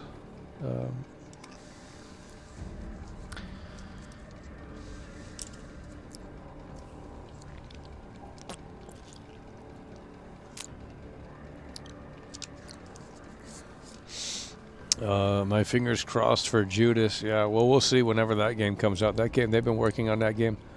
They've been working on that game for quite some time. And that's from Ken Levine, BioShock, which I always thought that those games were overrated. Just really weird games. I mean, when you... I mean, I was what... how old were we when BioShock came out? I think we were 17 or 18. That's how much of a boomer we are. And I remember even back then, I didn't think it was that great. I mean, the graphics were cool, but it was a weird fucking storyline, you know, a really weird game. And the gameplay is repetitive as shit. I mean, it's really repetitive. Now, it's got great visuals and a great aesthetic and you know, but there's no storyline in the game. You know, it's find Andrew Ryan. You gotta like listen to these radio things in order to get the storyline. There's very few cutscenes. It's a trash game. BioShock is slop. And that ain't what people want to hear, but I'm sorry. And then you play BioShock Infinite, and that motherfucking game is the weirdest fucking game I've ever played in my life. And these games just keep getting weirder and weirder and weirder. And it's like, bro, when can you make a normal game? Because I'd love to play it. It just gets so weird with the BioShock shit. We don't need another one. It can stay. It can stay. It can stay in the past.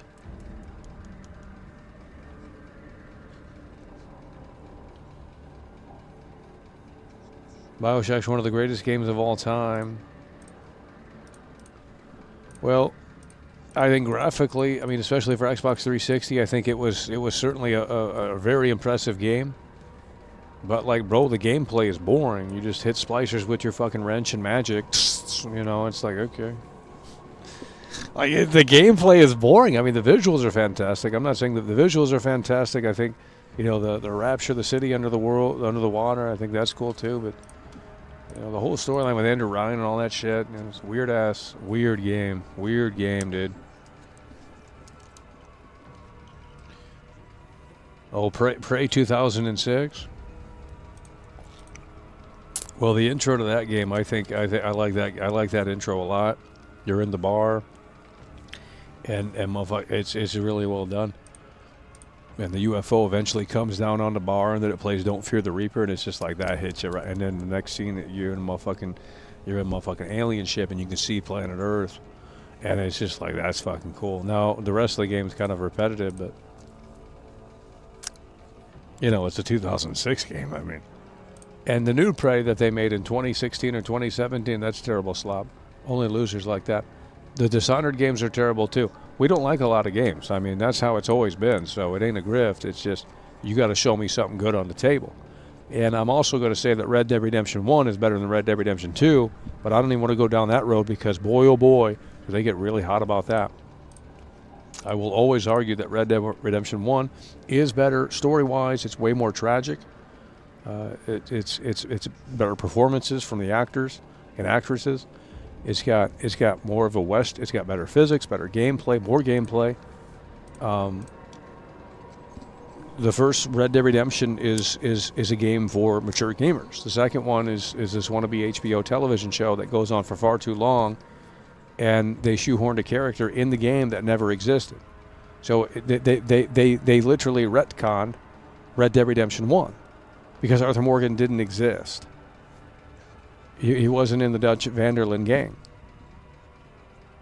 He's not in Red Dead Redemption 1. There's no hint that he's ever in the Dutch Van der Linde gang. That he ever was in there, because Red Dead Redemption 1 is obviously the sequel to Red Dead Redemption 2. So there was no trace of Arthur Morgan existing in that world. So now you're going to come out of the woodwork and say, oh, well, we're going to build this Arthur Morgan character. Well, you didn't plant the seed all them years ago in 2010 when you released Red Dead Redemption 1. So how am I supposed to buy into that? You know, they've done this with so many of these games. Halloween Ends as well. Corey Cunningham. Who the fuck is Corey Cunningham? He wasn't in Halloween 2018. He wasn't in Halloween Kills. And yet somehow we're going to introduce this character at the very end of this trilogy. How does that even make sense? You didn't plant the seed. It wasn't earned. Okay? You see how this is becoming a problem? Arthur Morgan did not exist in the sequel. And if he was such an important outlaw to the Dutch Van der Linde gang, they should have had a reference to that character. They should have found something in... It's just like The Last of Us. They retconned the ending to The Last of Us 1. It's the exact same thing. They retconned the ending to The Last of Us 1. Adam Theory will confirm it. They changed the literal NPC to fit the narrative of what they were trying to do. They had to reach at straws to say, okay, how can we make a sequel here? Well, Joel took out, blah, blah, blah, blah, blah. But, I mean, it wasn't really earned. It's just, hey, we're making a sequel, and I'm not saying that the game sucks, because obviously those games don't suck. I think The Last of Us 1 and 2 are fantastic. I think 2 has the edge in terms of gameplay, and I think it has a more impactful narrative to get people really hot, and really fired up, which I think makes the gameplay even stronger, because now you want to go get revenge, right? So I think, but the journey in The Last of Us 1 is really respected, and I can't do it. I mean, if you had a background actor or something like that, or a background character in your game, and you said, "Hey, we're going to take this character, we're going to do something with this character," well, you've earned it, because even if it's just you can't just pull the strings and make an imaginary character and then say it's ridiculous. So Arthur Morgan was never in Red Dead Redemption 1, which is actually Red Dead Redemption 2, story-wise. And don't even get me started on his performance. It's terrible. It's some loser, some fat loser mutter, "Hey there, mister, who let the simple tonight." Anyone can do that. You can't replicate the John Marston performance. That guy is really fucking good. The guy who plays John Marston. What's his name? Rob something. The guy's really fucking good. Really great casting there. It's a very unique tone. And then I get slapped in the face with Red Dead Redemption 2. "Hey there, mister, who let..." Motherfucking cowboy from 2010 with 2020 politics. Or whatever the fuck. Like, what is this garbage?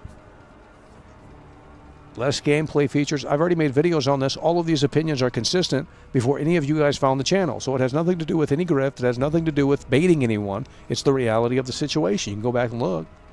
I made multiple videos on Red Dead 2 from 2017. Yeah, John Marston is pure grit. You can hear it in the voice. The end is way more tragic.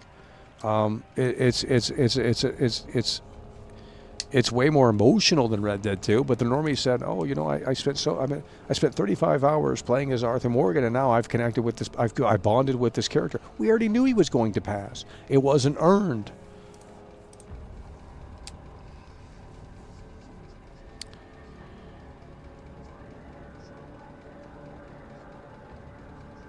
Two completely different games. How are they two completely different games when one is the sequel? What are you talking about? It's the prequel.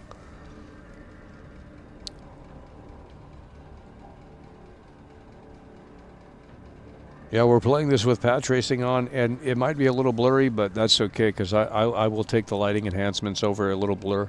We don't need everything. I mean, when you go to the movie, these movies are blurry. When you don't need the image to look clinical. We want it to have soul, and the benefits for the path tracing, in my opinion, are I can't go back. I mean, why would I? I mean, if I have the hardware for path tracing, we're going to turn it on. I don't give a shit if it blurs the image. The lighting is fucking insane.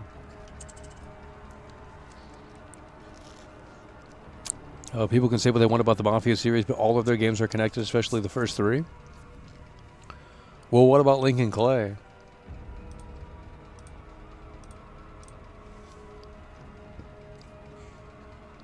But I mean, that's its own story. I mean,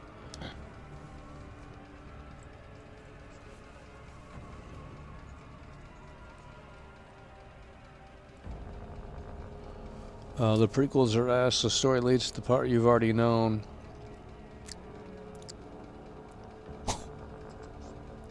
They only got emotional because they played a totally out of place song at the end. Oh, and upon fee, don't even get me started on the soundtrack. The soundtrack to Red Dead 1, oh my God, is it light years better? Oh my God, when you get to the building house cutscene, I'm going to build that house and I'm going to nail it. You know, it's like, oh my God, it's so cringe. Like, what are we fucking playing here? Like, I don't give a shit that Unc is building the fucking house for John Marston. I don't need to see that. And it's so cringy. Like, what is this garbage? The first sound, everything about the first game is a game for mature gamers. The second game is for the normies. It is. The second game is for the normies, and it's a wannabe television show that goes on far too long. Everything about the first game is better. Oh, that house building song. I was about ready to turn it off in 2018. I already knew the ending because I got spoiled on the internet. So I said, well, oh. And then it's just like the best part of Red Dead 2 is when you play as John Marston and you're actually playing farmer. Now that's a disrespect to my intelligence because you can't actually play farmer in the free roam. You can't go to the ranch and you know, you can't go to the ranch and say, hey, I want to milk the cow to bring it in for my wife and son. What is this game? You're disrespecting my intelligence, and if they do it again in Grand Theft Auto 6, I'm going to pause the game and say my intelligence was disrespected. Because you're putting mechanics that are only servicing the story, and then you remove them, and I say, well, I want to milk the cow. I want to pick up the hay bale. I don't give a shit if that's mundane or boring. It's fulfilling the immersion. So if they're going to continue to do that garbage in GTA 6, I'm going to be pissed. Because that is a big pet peeve of mine. Because the whole game was a bunch of shooting enemies. It's really bad.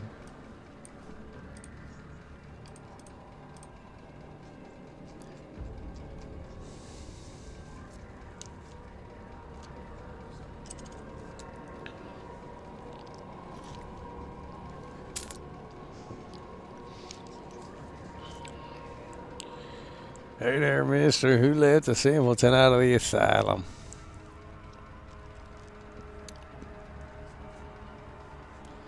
Boy, oh boy, can they not handle it today. It is unreal. Although the support has picked up here, you guys are hitting the like button and sharing the broadcast. When we had the gameplay on the screen, it was literally at 118, 115 viewers. I literally had to take the gameplay off the screen, and now we're up to 148 viewers. Do the math. That's over 20, 30 viewers just by taking the game off the screen.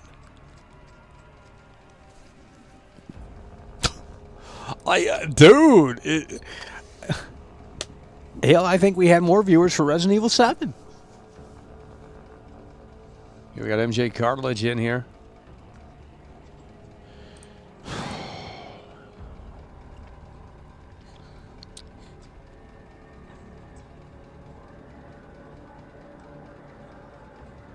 The Grace gameplay is a snooze to watch. Well, it's a snooze to play. That's why I'm rushing through it. But you can only go so fast. It's unreal. That we can tell you, it's unreal. Well, I'm gonna finish this segment here, but it's getting late, and it's getting late. Well, I guess we'll finish the segment here. But we're not getting to Raccoon City now. It's getting late. I didn't know it was that late. Yeah, it is getting late. We've already been live for 3 hours, by the way. We've been live for 3 hours? It is getting late. I don't think we can get back into the game. That's another 30 minutes of gameplay. And if we're going to do a walking stream, let me take a look at this weather. If we're going to do a walking stream, we're going to have to wrap it up here soon. Oh, yeah, it's great weather out there.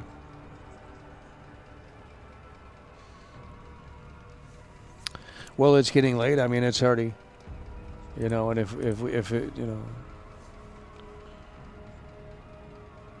I mean, I've already beat this game multiple times. If you guys are just tuning in for the first time, we've already ran through it the last 4 days. You can go watch the streams, skim through them. I mean, I would have beat it here today, but there's just not enough time.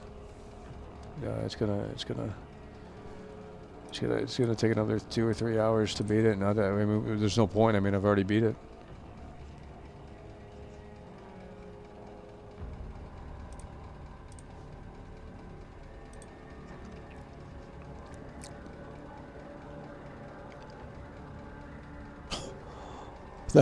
They can't handle it. I did not know Marathon was coming out the 5th. That's weird. I thought that was later this month. I would have never put the Marathon beta that close to release because you already have basically what it was a demo. And people have already made up their mind on whether or not they're going to continue to play it or they're going to drop it. And most people, I think, said that maybe it wasn't that great. I don't know, but now you've lost them. I mean, unless the full game is a lot better than the slam test, which you would hope it is. But they said it's the next Concord. I don't know. Okay, we got a totally dead chat in here.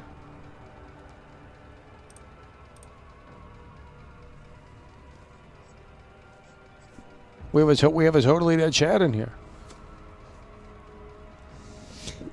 We have a totally dead chat in here.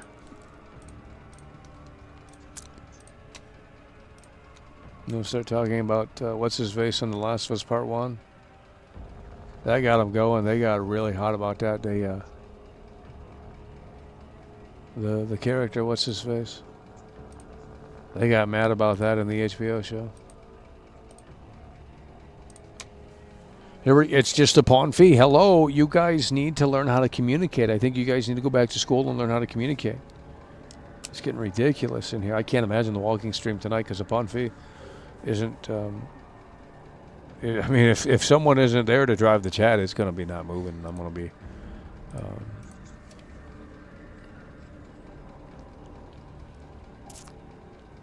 Nick Hogan is. Well, he was having a plasma slot.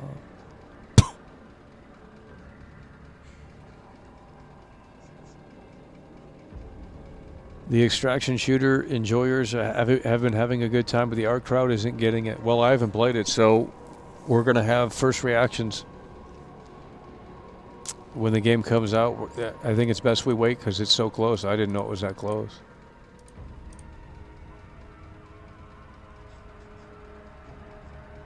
Bungie didn't buy enough shills. They're all attacking it. Well, we might have to start chilling it then because if they're hating it, then they can go back to Arc Raiders and play that garbage.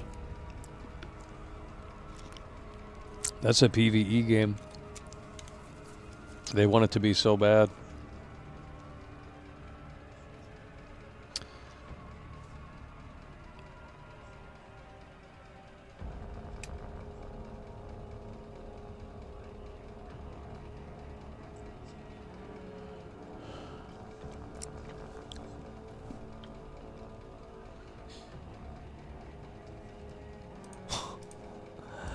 Hello.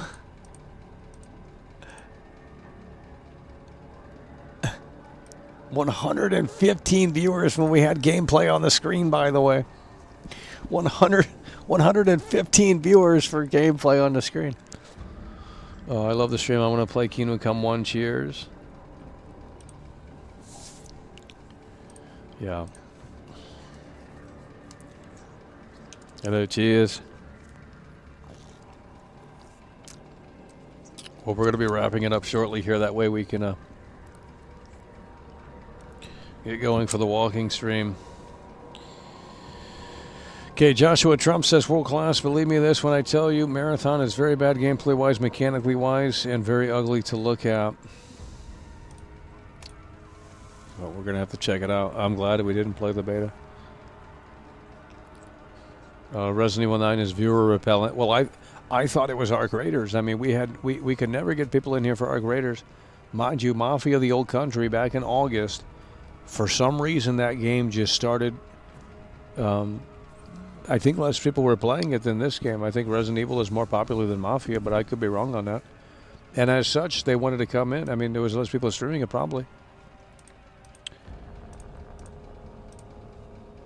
So, nonetheless, our Mafia the Old Country stream, we had, I think, over 300 something viewers concurrently for the peak. And I don't even think we've hit 270 viewers in here for this fucking game. I've never seen anything like this before. This is a massive AAA title. I guess getting it early and sharing opinions early didn't help, but that's why we don't have opinions on Marathon. You're going to have to tune in on Thursday if you want Marathon opinions. We'll play it then.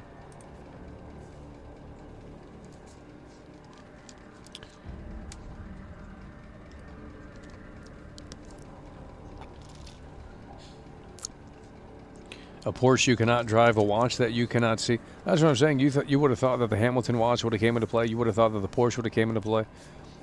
I mean, even if they were working on that stuff, it didn't make it into the final cut.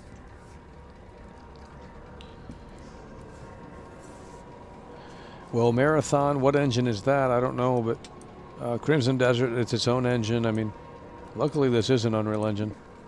We haven't actually, but yeah, Mafia's on Unreal Engine. There isn't a don't shoot emote. That's fantastic. Yeah, I mean, they just can't handle it. Are you still playing RE9? Well, I looked at the views down here and I said, it says 115. That is fucking absurd. So I had to literally take the game off the screen. And because we've done that, we actually got more viewers. We should have 300 viewers every stream. There are so many streamers that are getting so many views. And I'm not even saying the ones that view bot. We're talking about the ones that don't, that maybe get 250 viewers, 300 viewers. How come they can get views? I mean, you should see this content. I mean, it's absolutely garbage. And their setups are all the same. They look, you know, it's a stereotypical streamer.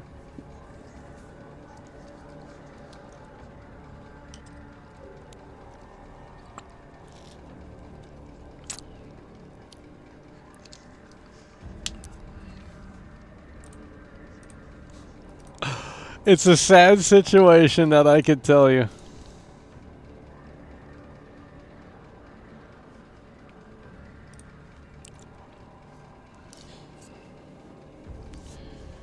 Crimson Desert, man, the show fest for that's going to be crazy. Oh, man. The previews are going to hype it up, and then when it comes out, you're going to see the reality. Performance is a big question mark, especially on base PS5. I don't think they've shown anything recently from the PlayStation 5. I mean, I don't know. Now, the water effects look pretty good in Crimson Desert, I think. I don't think you can go underwater, though, so... But the water effects look pretty good in that game.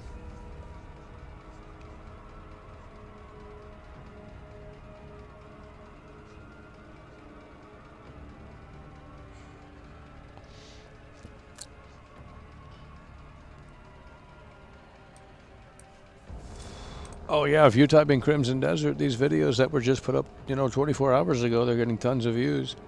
And they're all shilling it like it's Grand Theft Auto 6 or it's a Skyrim killer. And motherfucking ass, it ain't going to be any of those things. It's a mobile game. It's a mobile game disguised as something more than it is. You should watch the dev interviews. The guy doesn't know how to answer questions. You know, he's a politician. And not in a confident way either. It's just like, bro, like, you can't answer a simple question. The game literally comes out in 2 weeks. Like, why is this still a mystery? Like honestly, why are you called in to do an interview and you can't answer basic questions? When the game literally I gotta understand if the game didn't come out for like another year from now, like whatever, okay, you know, obviously things are in development. The game's gone gold. It comes out the 13th, I believe, or the 19th or something. So motherfucking ass, or the 17th, whenever it is. It's like 2 weeks from now, bro. You can't answer simple questions about the game? How is that instilling confidence into the product? Well, it's not.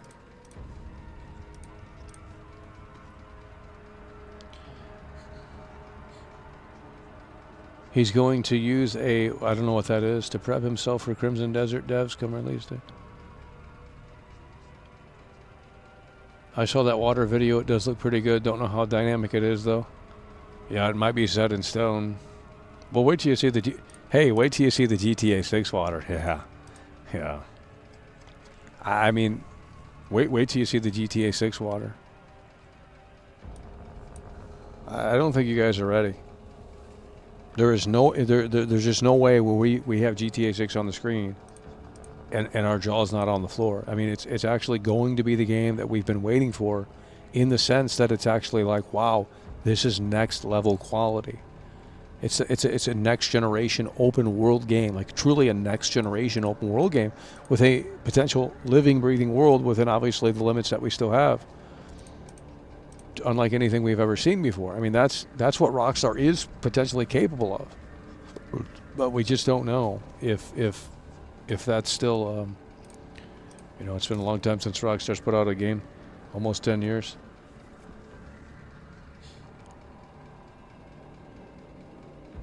1 hour tutorial, by the way. Oh, God. Yeah, I'm not... I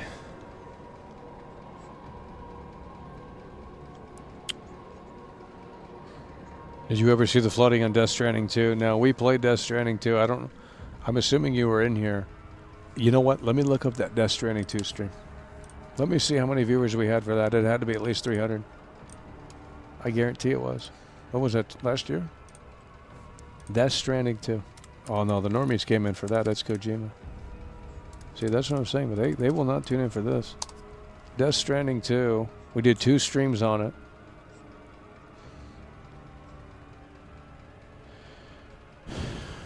Let me see how many viewers we had.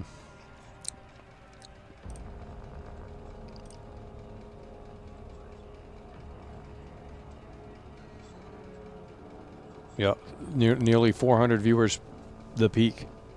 That's what I'm saying. That's more like it. Now, the second stream, let's take a look at the second stream. It's probably not going to do as well, but let's see. Nearly 400 viewers for Death Stranding 2. This was 8 months ago, by the way. Now, let's take a look at the second stream and see if it's any. Wow, beautiful support on that, too. Yeah, only about 300, so it went down tremendous. It went down a lot. But, I mean, that's what we were looking for, about 300 viewers for this. And it's like motherfucking ass. Nowhere to be found, not even 270. I can't imagine Resident Evil 10.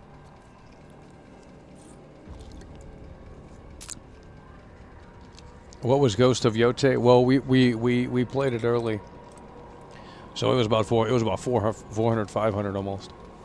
But that was only because we played it early. Now, that was also a sensitive game with politics. But the open world and that, I mean... And the thing is, they like the first game better. And I said the first game is boring. The first game is boring.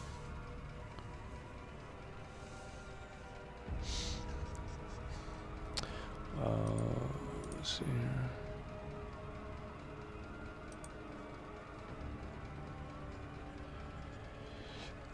The first game is really boring.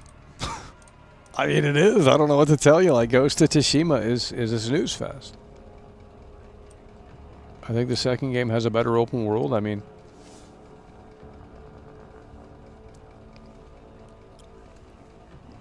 but they can't handle it.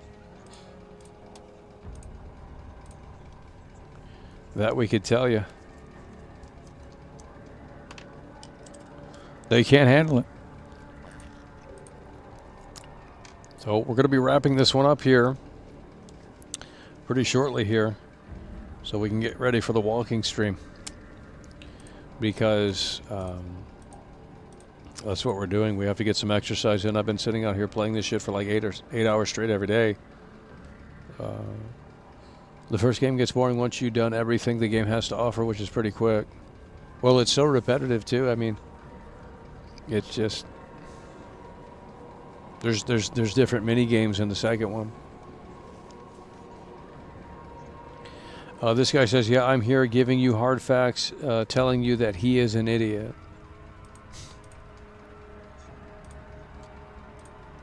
Amazing. You guys need to watch other streams, not for the sake of their content, but just for the sake of how their chat behaves.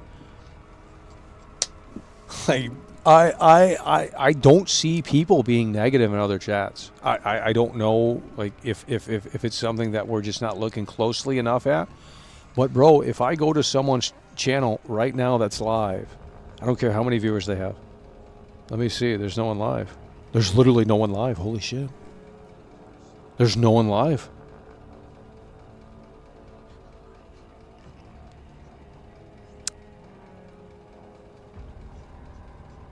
Well, there's no one live.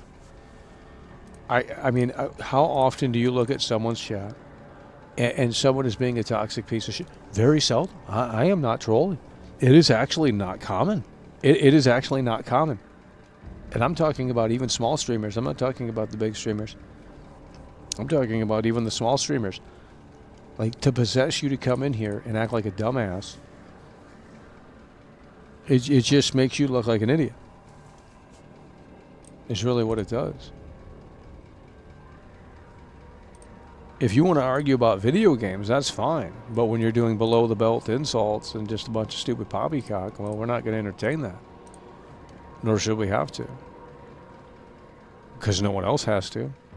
I mean, honestly, like, bro, I go to anyone else's streams. I don't care if they have 20 viewers. I don't care if they have 40 viewers, 50 viewers, 60 viewers, 100 viewers, 200 viewers, 300 viewers, 400 viewers, 500 viewers, 600 viewers, 700 viewers, 800 viewers, 900 viewers, 1,000 viewers, 2,000 viewers, 30,000 viewers. I don't care. Go to their thing and see their chat. I mean, you're not going to find anyone that's really being negative, not overly negative. It's actually uncommon. I'm not trolling.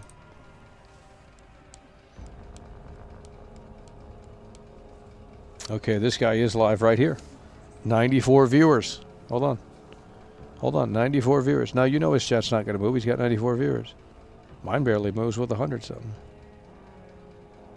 I mean, the chat's not moving, but no one's being negative in there. No one's being negative in there. He's got 94 viewers. He's got way more subscribers than me, by the way. No one's going to come in there and be negative. Well, why would they do that? What would possess a human being to come into someone's chat and be a fucking piece of shit? Only a piece of shit. I mean, you know, it's motherfucking ass. Like, you can't tell me that I'm wrong.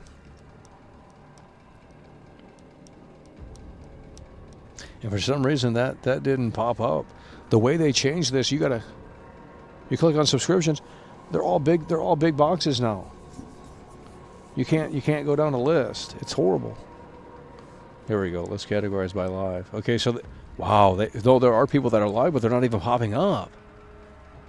Okay, now there's people that are live here.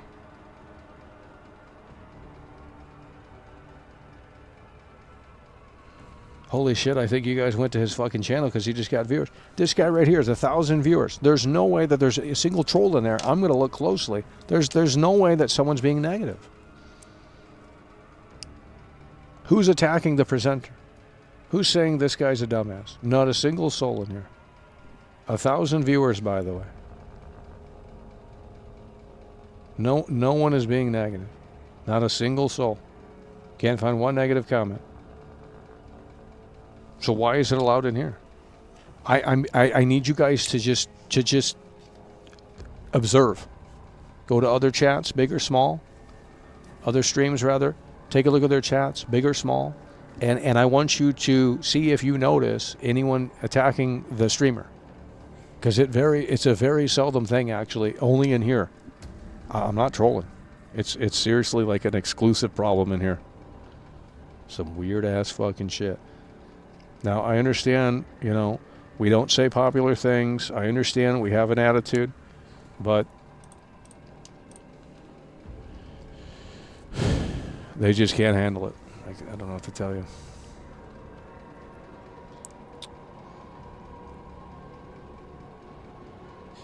Let's see. When you show the facts about the games you play, they just can't handle it and they start getting toxic. Personally offended by their favorite games being knocked down a peg or two. I can say something if I may. When you get frustrated, you tend to make a blanket statement referring to the chat to being special ed or something along those lines. Well, that doesn't give them the right to attack back. I mean, I don't know who you people are. I mean, obviously it's just for show.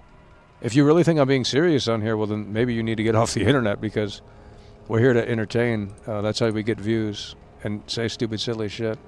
And, you know, the problem is that they think it's real, and that's great. I don't really care, because that makes me more money, too. So it doesn't really matter what you think or what is real and what isn't. At the end of the day, we need you in here and talking. So you can have an opinion on the show. That's you know, you're more than welcome to that. But we've always been, you know, the show isn't for people that, you know, voted for the left. I mean, clearly, because they're, you know, they want free handouts, and they're sensitive. I mean, they have to throw their security blankets up, and they can't take insults, but they can sure as hell dish them out behind a fucking anonymous profile, you know. It's pathetic behavior is really what it is. Yeah. Yeah, we say the R word. We say things that, you know, aren't politically correct. Well, if you can't handle it, then get off the internet. I mean, and I know that's an ironic statement, but, you know, I'm showing my face. You guys are not. I don't know what you look like. I don't know who you are. I don't know your real names. Not that I would need to know that, but I'm just saying it. You know, it's a totally different ballgame. I'm here talking. I'm showing my face. We got 4 lights on us right now, 3 lights on us right now. You guys don't have the confidence to do that. Because if you did, you've already done it. So, you know, it's easy to sit behind the keyboard and say a bunch of shit with the fucking mask profile, or not even a profile picture. I mean, it's just, it's bizarre.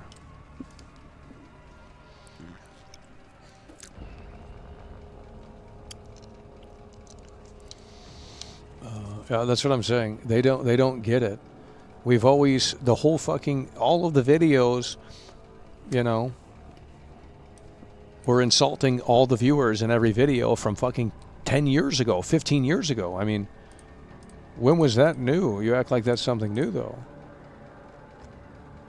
The outro for the videos is, but you don't care. You never have, you never will, and that's because you were too busy going, we're literally mocking the normies. How is that hard to understand? So why did you guys come to the streams then? Because clearly you should have been offended by the videos, but I guess you guys tagged along to the streams and you found out that they're even more toxic. Well,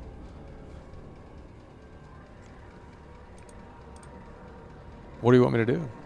I've already made a video on this game. We told you the reality of the situation. We said these fake Resident Evil fans are losers, and that's what they are. I mean, what you want to tell you?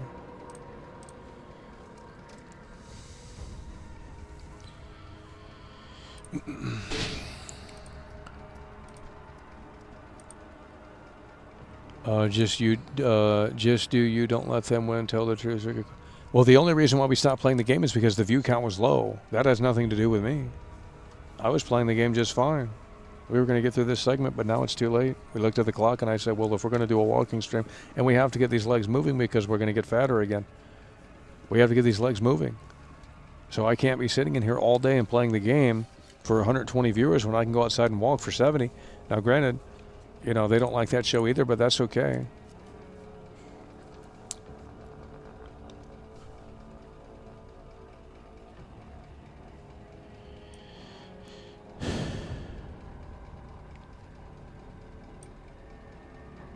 Well, Blur, and we don't need to name names, but you were in his stream the other day, and not one person. I didn't see anything overly toxic, and he's got a shit ton of viewers. His chat's really moving, and you would think there'd be a couple of trolls in there. They're not trolling.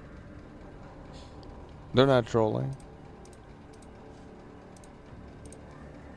And you could say, well, maybe a Resident Evil fan would have been in there, and they would have said, oh, we don't agree with this guy. Let's come in here and say this guy's a loser. He's got a terrible take on this game.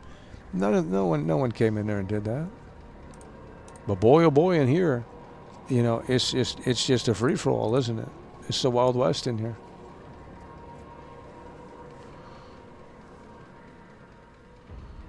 View count was in the other might be one of the walkies. They talk a little trash. That's what I'm saying. You know, I'm all fine with the trash talking, back and forth debates, and as long as it's, you know, entertaining the conversation of the video game. But when they just start, you know, talking about eyeballs and stupid, silly shit like that, and dead, you know, it's just ridiculous. I mean, that's just blatant harassment. I mean, it's ridiculous because they're just consistently doing it with new profile pictures, new profiles.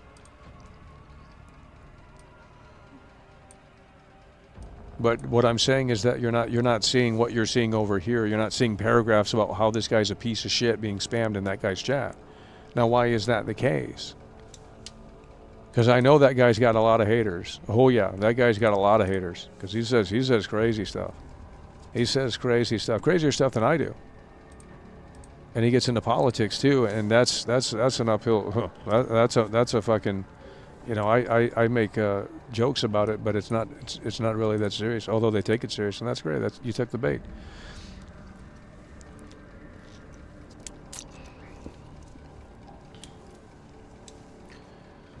You got stalkers in here. Oh yeah, we got some nasty people in here.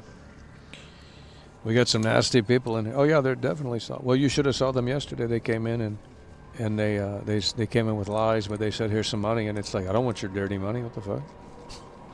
Like, I want good faith super chats, and if that means we get less, then so fucking be it.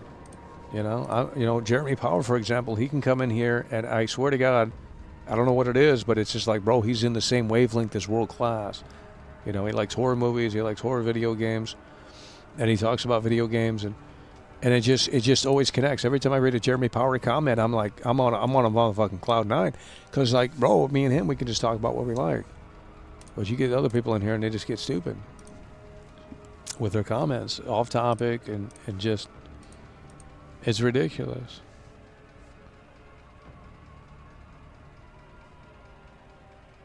I'm not going to tell you which streamer it is, and it's not heavily moderated, because there's no need to. You don't need mods if you don't have a problem.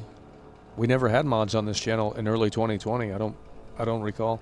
It was probably the summer of 2020 is when we didn't have mods on this, and the chat was moving a lot faster. Believe me, the chat was a whole free-for-all. We didn't have mods. There was a woke guy that made a 15-minute video. This is what happened. He made a 15-minute video and said, here's how you can improve the show. That's always how they come at it. That's the angle. And I'm not looking for unsolicited advice on how to improve the show. That's none of your business or concern. You can have that opinion. You can share that, but I'm not going to entertain it. I didn't ask for your advice. So don't fucking come to me with that bullshit, because I don't care. And I don't care if you're right or wrong. It's my channel. It's my show. I'm going to do the streams that I want to do. If I want to go walk around and go live, that's what I can do, and that's what I will do. And if you don't like it, well, you can wait for the next stream. I'm not going to remold the show to appease to about 5 losers that want to have, big thoughts and big ideas, and just because they're a little bit more proactive. That's ridiculous. But he came in and said, oh, you should have mods. Well, I got mods, and we had a big problem with mods back in the day. About 4 years ago, well, not even that, 2.5 years ago, I think. That was 2023, a big problem with the mods. And you're seeing sort of that narrative kind of build too. Cool friend left the other night. He said, "Oh, your mods are cancerous." Well, my mods aren't cancerous. They're here, and they're on top of it because we have a problem in here. We have a very exclusive problem in here. If we didn't have that problem, I wouldn't have mods, because there'd be no need for mods. But we have an exclusive problem in here that AI seemingly can't get rid of, and until that can be the case, then we have to have mods to police the chat. To get out the disruptors. It's no different than having security guards at a venue. If they're going to be unruly in the venue, then they're going to be kicked out. It's not a hard thing to understand. You can't do that at a comedy club. You can't heckle a comedian at a comedy club. They'll kick your ass out, because you're literally interacting. You're disrupting the performance that people paid to see. And of course, this is free to come in here, but. Imagine if a comedian had hecklers all night. You couldn't even see the damn bit. You know what I mean? It's just ridiculous. That's why they got security. It's the same fucking thing. You don't have to like it. You don't have to agree with it, but it's something that's necessary in here because of the exclusive problem that we have. And it doesn't matter if the content has fostered that. I can't control viewers. I can't pick and choose who watches the show and who doesn't. So it doesn't matter. And plus, AVGN has a hate fan base, and it's like the fact that AVGN has a hate fan base is unreal to me, because that guy's never been toxic in life, and he's got a bunch of fucking haters, and it's like that guy's an internet legend.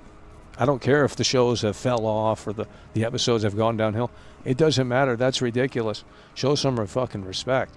Like I swear, it's just like, but that's the internet. You got a bunch of losers on this World Wide Web. They don't have a direction in life. So they just start getting they get crazy. Cool Fern was saying unhinged shit in the chat.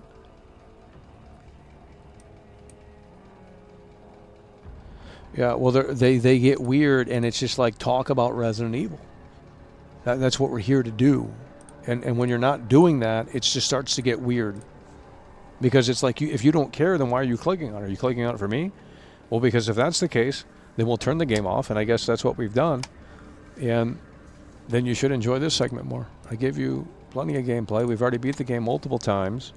We were going to play more, but I looked at that view count, and I said, there's no fucking way. So I had to come over here to double check, and it was real. And now that we've turned the gameplay off on the screen, there's 138 viewers. I know some regulars who are clearly detractors, but they are playing friends, so it's like, what do we do?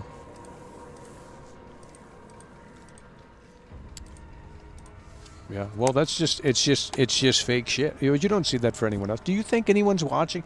I mean, do you think anyone is going over to his stream, Blur? You know who I'm talking about, Blur. Do you think anyone's going to his stream and then talking shit? And I mean, he's got so many viewers. He's got so many chatters. The thing is, we don't have a lot of chatters, and the narrative is that they're all banned. Well, there's only about 200-something people that are banned. That's not actually that much. I can give you the exact number right now of how many people are banned. Maybe 275.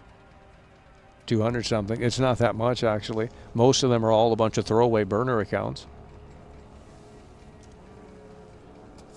So that's not the problem, because if the normies found the stream, if we had an influx of viewers in here, even 100 more viewers, 200 more viewers, motherfucking ass, why wouldn't they give me the benefit of the doubt? Like if you're new to the stream, you might find it a little weird because, you know, we're being a little... We don't have the smile, right? We don't have a smile. Well, I don't have the smile because they took it away from me. You know, I mean, these whack jobs took it away from me. And we're not going to get into any of that, but it's just like, you know, and I'm not saying they won because we're still doing the show and we're still doing it for the people that fuck with it. But, I mean, there's just some seriously weird fucking people that watch this shit. Some of them I met up with in real life, and they've gone on the internet and since talked shit. Mind you, all that content's deleted now. And it's just like, I would never do that. Even if I hated someone's guts, they're in the rearview mirror. I'm never going on the internet and saying, I met this person in real life and I'm going to talk shit about him. I don't give a fuck. He's in the rearview mirror. We're on the video game, right? That's how I'm talking shit. I'm moving forward. You're irrelevant. You know what I mean? That's how I talk shit. I don't do this thing where it's like I'm going to set a whole stream up, put some guy's face on there and say this guy's a piece of shit. That's fucking horrible. I don't do that. I don't play games like that. We stay in our lane. And I play the video game. And I understand that's not attractive. You don't care. Well, that's okay. You're just going to have to find a show that's going to better suit you then. You know, I mean, I'm not saying I'm not going to take some low blows. I'll take some vague low blows here and there, you know. But I'm not going to dedicate videos and streams to talking shit about people because they're irrelevant to me. You know, if they've chosen to throw the towel in, that's on them. That's their prerogative, you know. It doesn't matter what I think. We move on.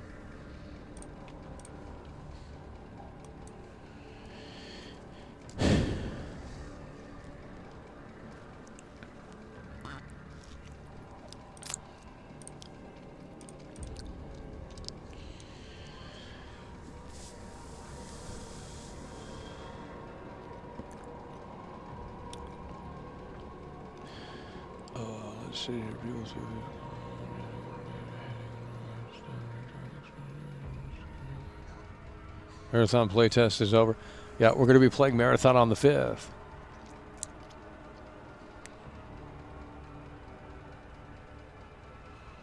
So here come the trolls now. They want to come in. That's okay because we're wrapping it up. You guys come back for the walking stream.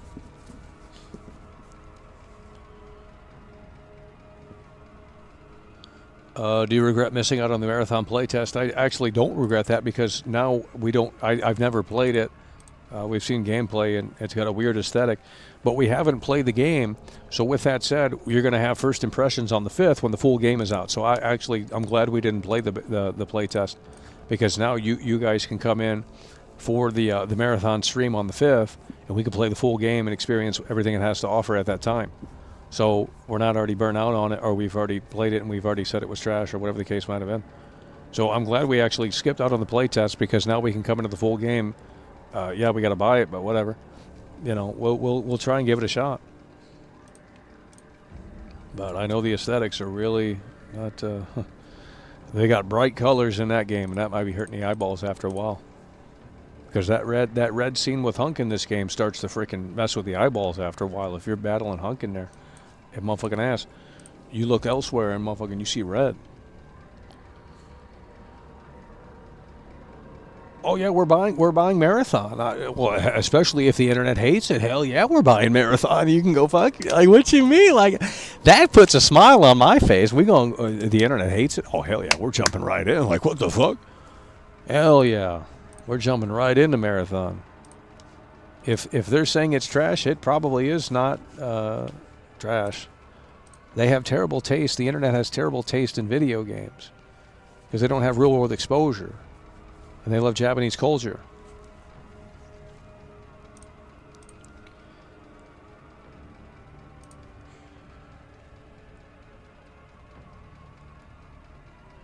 Oh, it's very divisive. Well, that's fantastic. We're going to see. And I'm not going to say I'm going to shill it or play spite.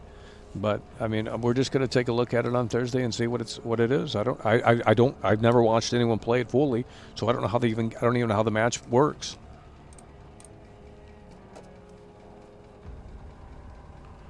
Do you see the parallels with Evil Within and Resident Evil 9? Not really.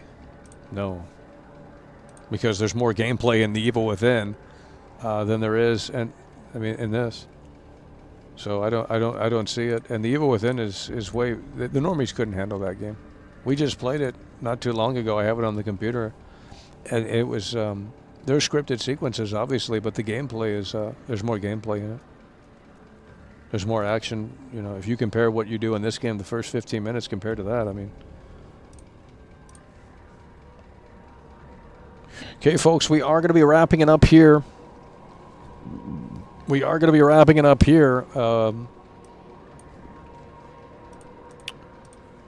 we'll come back for the walking stream. We'll have probably 60-something viewers, if that. But we got to get some exercise in. We've been sitting on our ass for multiple hours every single day for the past 4 or 5 days with this game, and we got to keep that cardio up. We got to move the body in a way that makes sense. $2K24 is 150. Well, we're not doing that. We ain't doing that. When's that come out? WWE 2K26. March. Oh Lord, that's coming out too. What the hell? Why is I didn't? Hold on. 2K26 release date. When is this coming out? Okay. If you get the special edition, it's March 6th. Well, I guess we do Marathon on Thursday, and then on Friday we do WWE 2K.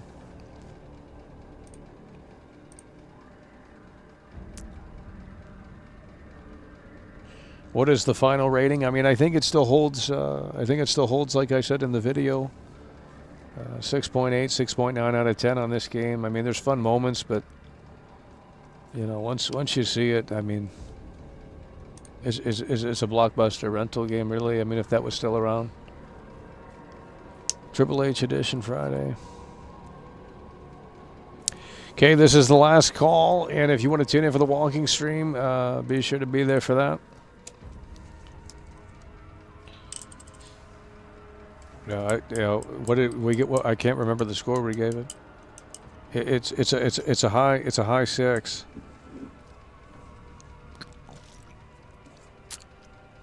It's a high 6. Almost a 7. You know, I mean, maybe we can run back Resident Evil 7 tomorrow or something, and try and beat that, because I haven't beat that game. I haven't beat Resident Evil 7. And I don't know the path to play it like this. Once you know the path, you can, you know, obviously go in there and whip ass. But we haven't played it enough to figure that path out. So maybe we can run back 7 with the and I bet the viewers would be higher. I don't think they just cannot handle this game. I've never seen anything like it before. I mean, it's a massive AAA title. They just can't figure it out. They can't figure it out. Welcome to the family, son.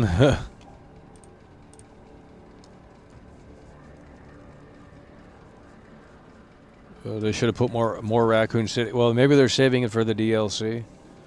Yeah, they put a random part of Raccoon City in the game that is not what they should have did is worked with They should have worked with something that's recognizable in one of the PS1 games. But of course, they never do that because they don't. They should have worked with more of Raccoon City. Maybe some familiar streets, but nothing. You don't have to do landmarks, but some familiar streets, and then you walk through them in this game, and be like, "Wow, that was." Oh, I remember that game. I remember that restaurant in the motherfucking Resident Evil 3. Instead, it's just a generic. I think it's a missed opportunity, but maybe they wanted the Raccoon Police Department to hit differently, because if you already have the nostalgia coming before, the RPD might not hit as hard. So if you create something new, which is what they've done, the outskirts of Raccoon City, and you do the spider, and you do the three things you got to collect, and you do all that, it's kind of its own thing, and then it hits with the. So I actually, maybe I think the way they did it was actually a little bit more impactful because the RPD was hitting. When I first played this on stream, I mean, hearing that music, it just sends chills down your spine, especially if you're a boomer like World Class, and you were there for the PS1 games when you were, small. I mean, it just hits different. So it's just like, that was the nostalgia that I was getting with the old music kicking in. But it was the demake, unfortunately, the RPD. It's not the... Now, if they did the Kendo Gun Shop, because the Kendo Gun Shop is soulless, can you imagine... Oh, God. The Kendo Gun Shop in the Resident Evil 2 original, 1998 or 9, whenever the game came out, I think 98. Bro, you walk right in. Freeze! Who are you? What are you doing here? Don't fire. I'm a human. Like, come on, dude. The shit's iconic as fuck. Sorry about that. I thought you were one of them. The whole town is infested with them.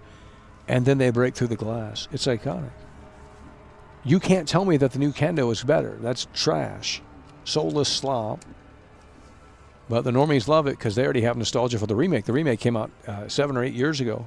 They have nostalgia for the remake.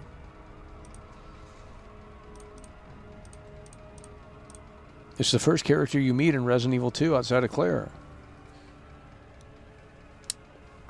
In the cutscenes. They just don't get it. I don't. And then the music in the old games is so fucking good. Like, dude. I mean, when you listen to like even that has been just completely downgraded. When you listen to the music in the old games, Resident Evil 2, Resident Evil 3, just listen to the soundtracks. We have gone so backwards, it's not even funny. We have gone so backwards, it's not even funny. That's some iconic shit. They sat down and got on their synthesizers and keyboards and fucking put these iconic. What? And then now we got this generic, like, what is this alligator music? Like, what the hell is? Listen to this shit.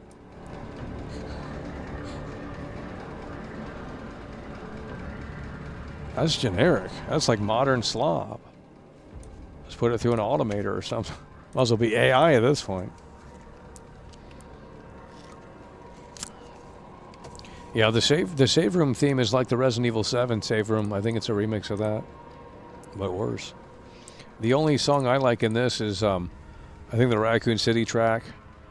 When you're fighting the zombies, I think that hits that one. I mean, it's a little generic, whatever. But the remix of the RPD theme is pretty good. But I mean, you're still taking what was good, the source material, which was good, and then just it's pretty lazy.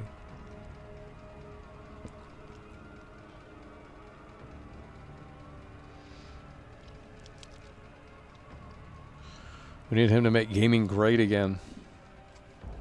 Guys, GTA 6 is coming later this year. You're not going to ever go back outside after that game comes out. I am telling you right now, I don't care if you don't believe into the hype. You haven't been around. GTA hype is different hype. It's not another game coming out that you cover for about a week or so and move on. This is a game that's going to change lives. This is a game that's going to make people rich. This is a game that's going to ultimately redefine video games as we know them. And that's assuming that Rockstar fires on all cylinders. It could be the biggest disaster in gaming. But if they play their cards right and you walk around Vice City and you feel like you're actually in Vice City, then they've won. They've hit the home run. But if it's essentially Red Dead 2 and all they do is build upon that, to me that's not going to be enough. For most people it will. The normies will love it. They'll give it a 10 out of 10. You're going to see 10s out of 10s on GTA 6. You might see a couple of desperate websites saying a 7 out of 10, but I don't think they're not they're not going to do that because boy will they be pissed. Alrighty, folks, we are going to wrap it up here. We didn't play too much, but we played enough of this game. I mean, and we wanted to see. I wanted to show you the singing zombie, so we showed you that. I mean, that was terrible. And we did the 3-for-1 special. I did the 3-for-1 special. We got 3 zombies in a row.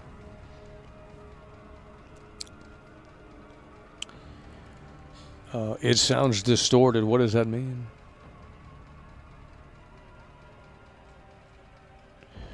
Alrighty, folks, we are going to be wrapping it up. Appreciate you guys for tuning in, tagging along, supporting the show. Let's go through the folks that did come through. Not too many, but we do appreciate the folks that came through. We got Dr. Blitz coming through with the super chat. He's coming through, and he's popping the cherry, setting the mood, the vibe, the tone of the atmosphere. We got Jeremy Power coming through. He's coming through. Always great to see Jeremy Power. Look at this right. We got Joshua Trump in the building. Joshua Trump is in the building. He's coming through with the 2-time Tony Hawk combo. Joshua Trump in the building coming through. John the Down with the 2-time Tony Hawk combo as well. Upon Feet gifting out 1 membership. I don't know who got that, but hopefully they're active and in here. Yeah, no, we do appreciate that as well. Blur in the building coming through with the 5. We got Talking Games with Bruce Wayne Bucks. Huge W. Talking Games. I think he came through yesterday with the Bruce Wayne Bucks as well. Talking Games is on top of it, and he's coming through hard and strong, and in a way that makes sense. You love to see it with a $50 super chat. Generous, really. And we do appreciate that. We got Jason Clark in the building. We got Adam Vega with the 2-time Tony Hawk combo. And Shakes Potato coming through hard there, too, as well. So that's it for the Resident Evil Requiem stream here. And we will see you soon for that Nightcrawler, your favorite broadcast. You'll love to see it. With that said, we're going to wrap it up here. Appreciate you guys for tuning in, tagging along, supporting the show. And we will see you later. It's over. But you don't care. You never have, and believe me, you never will. And that's because you were too busy going,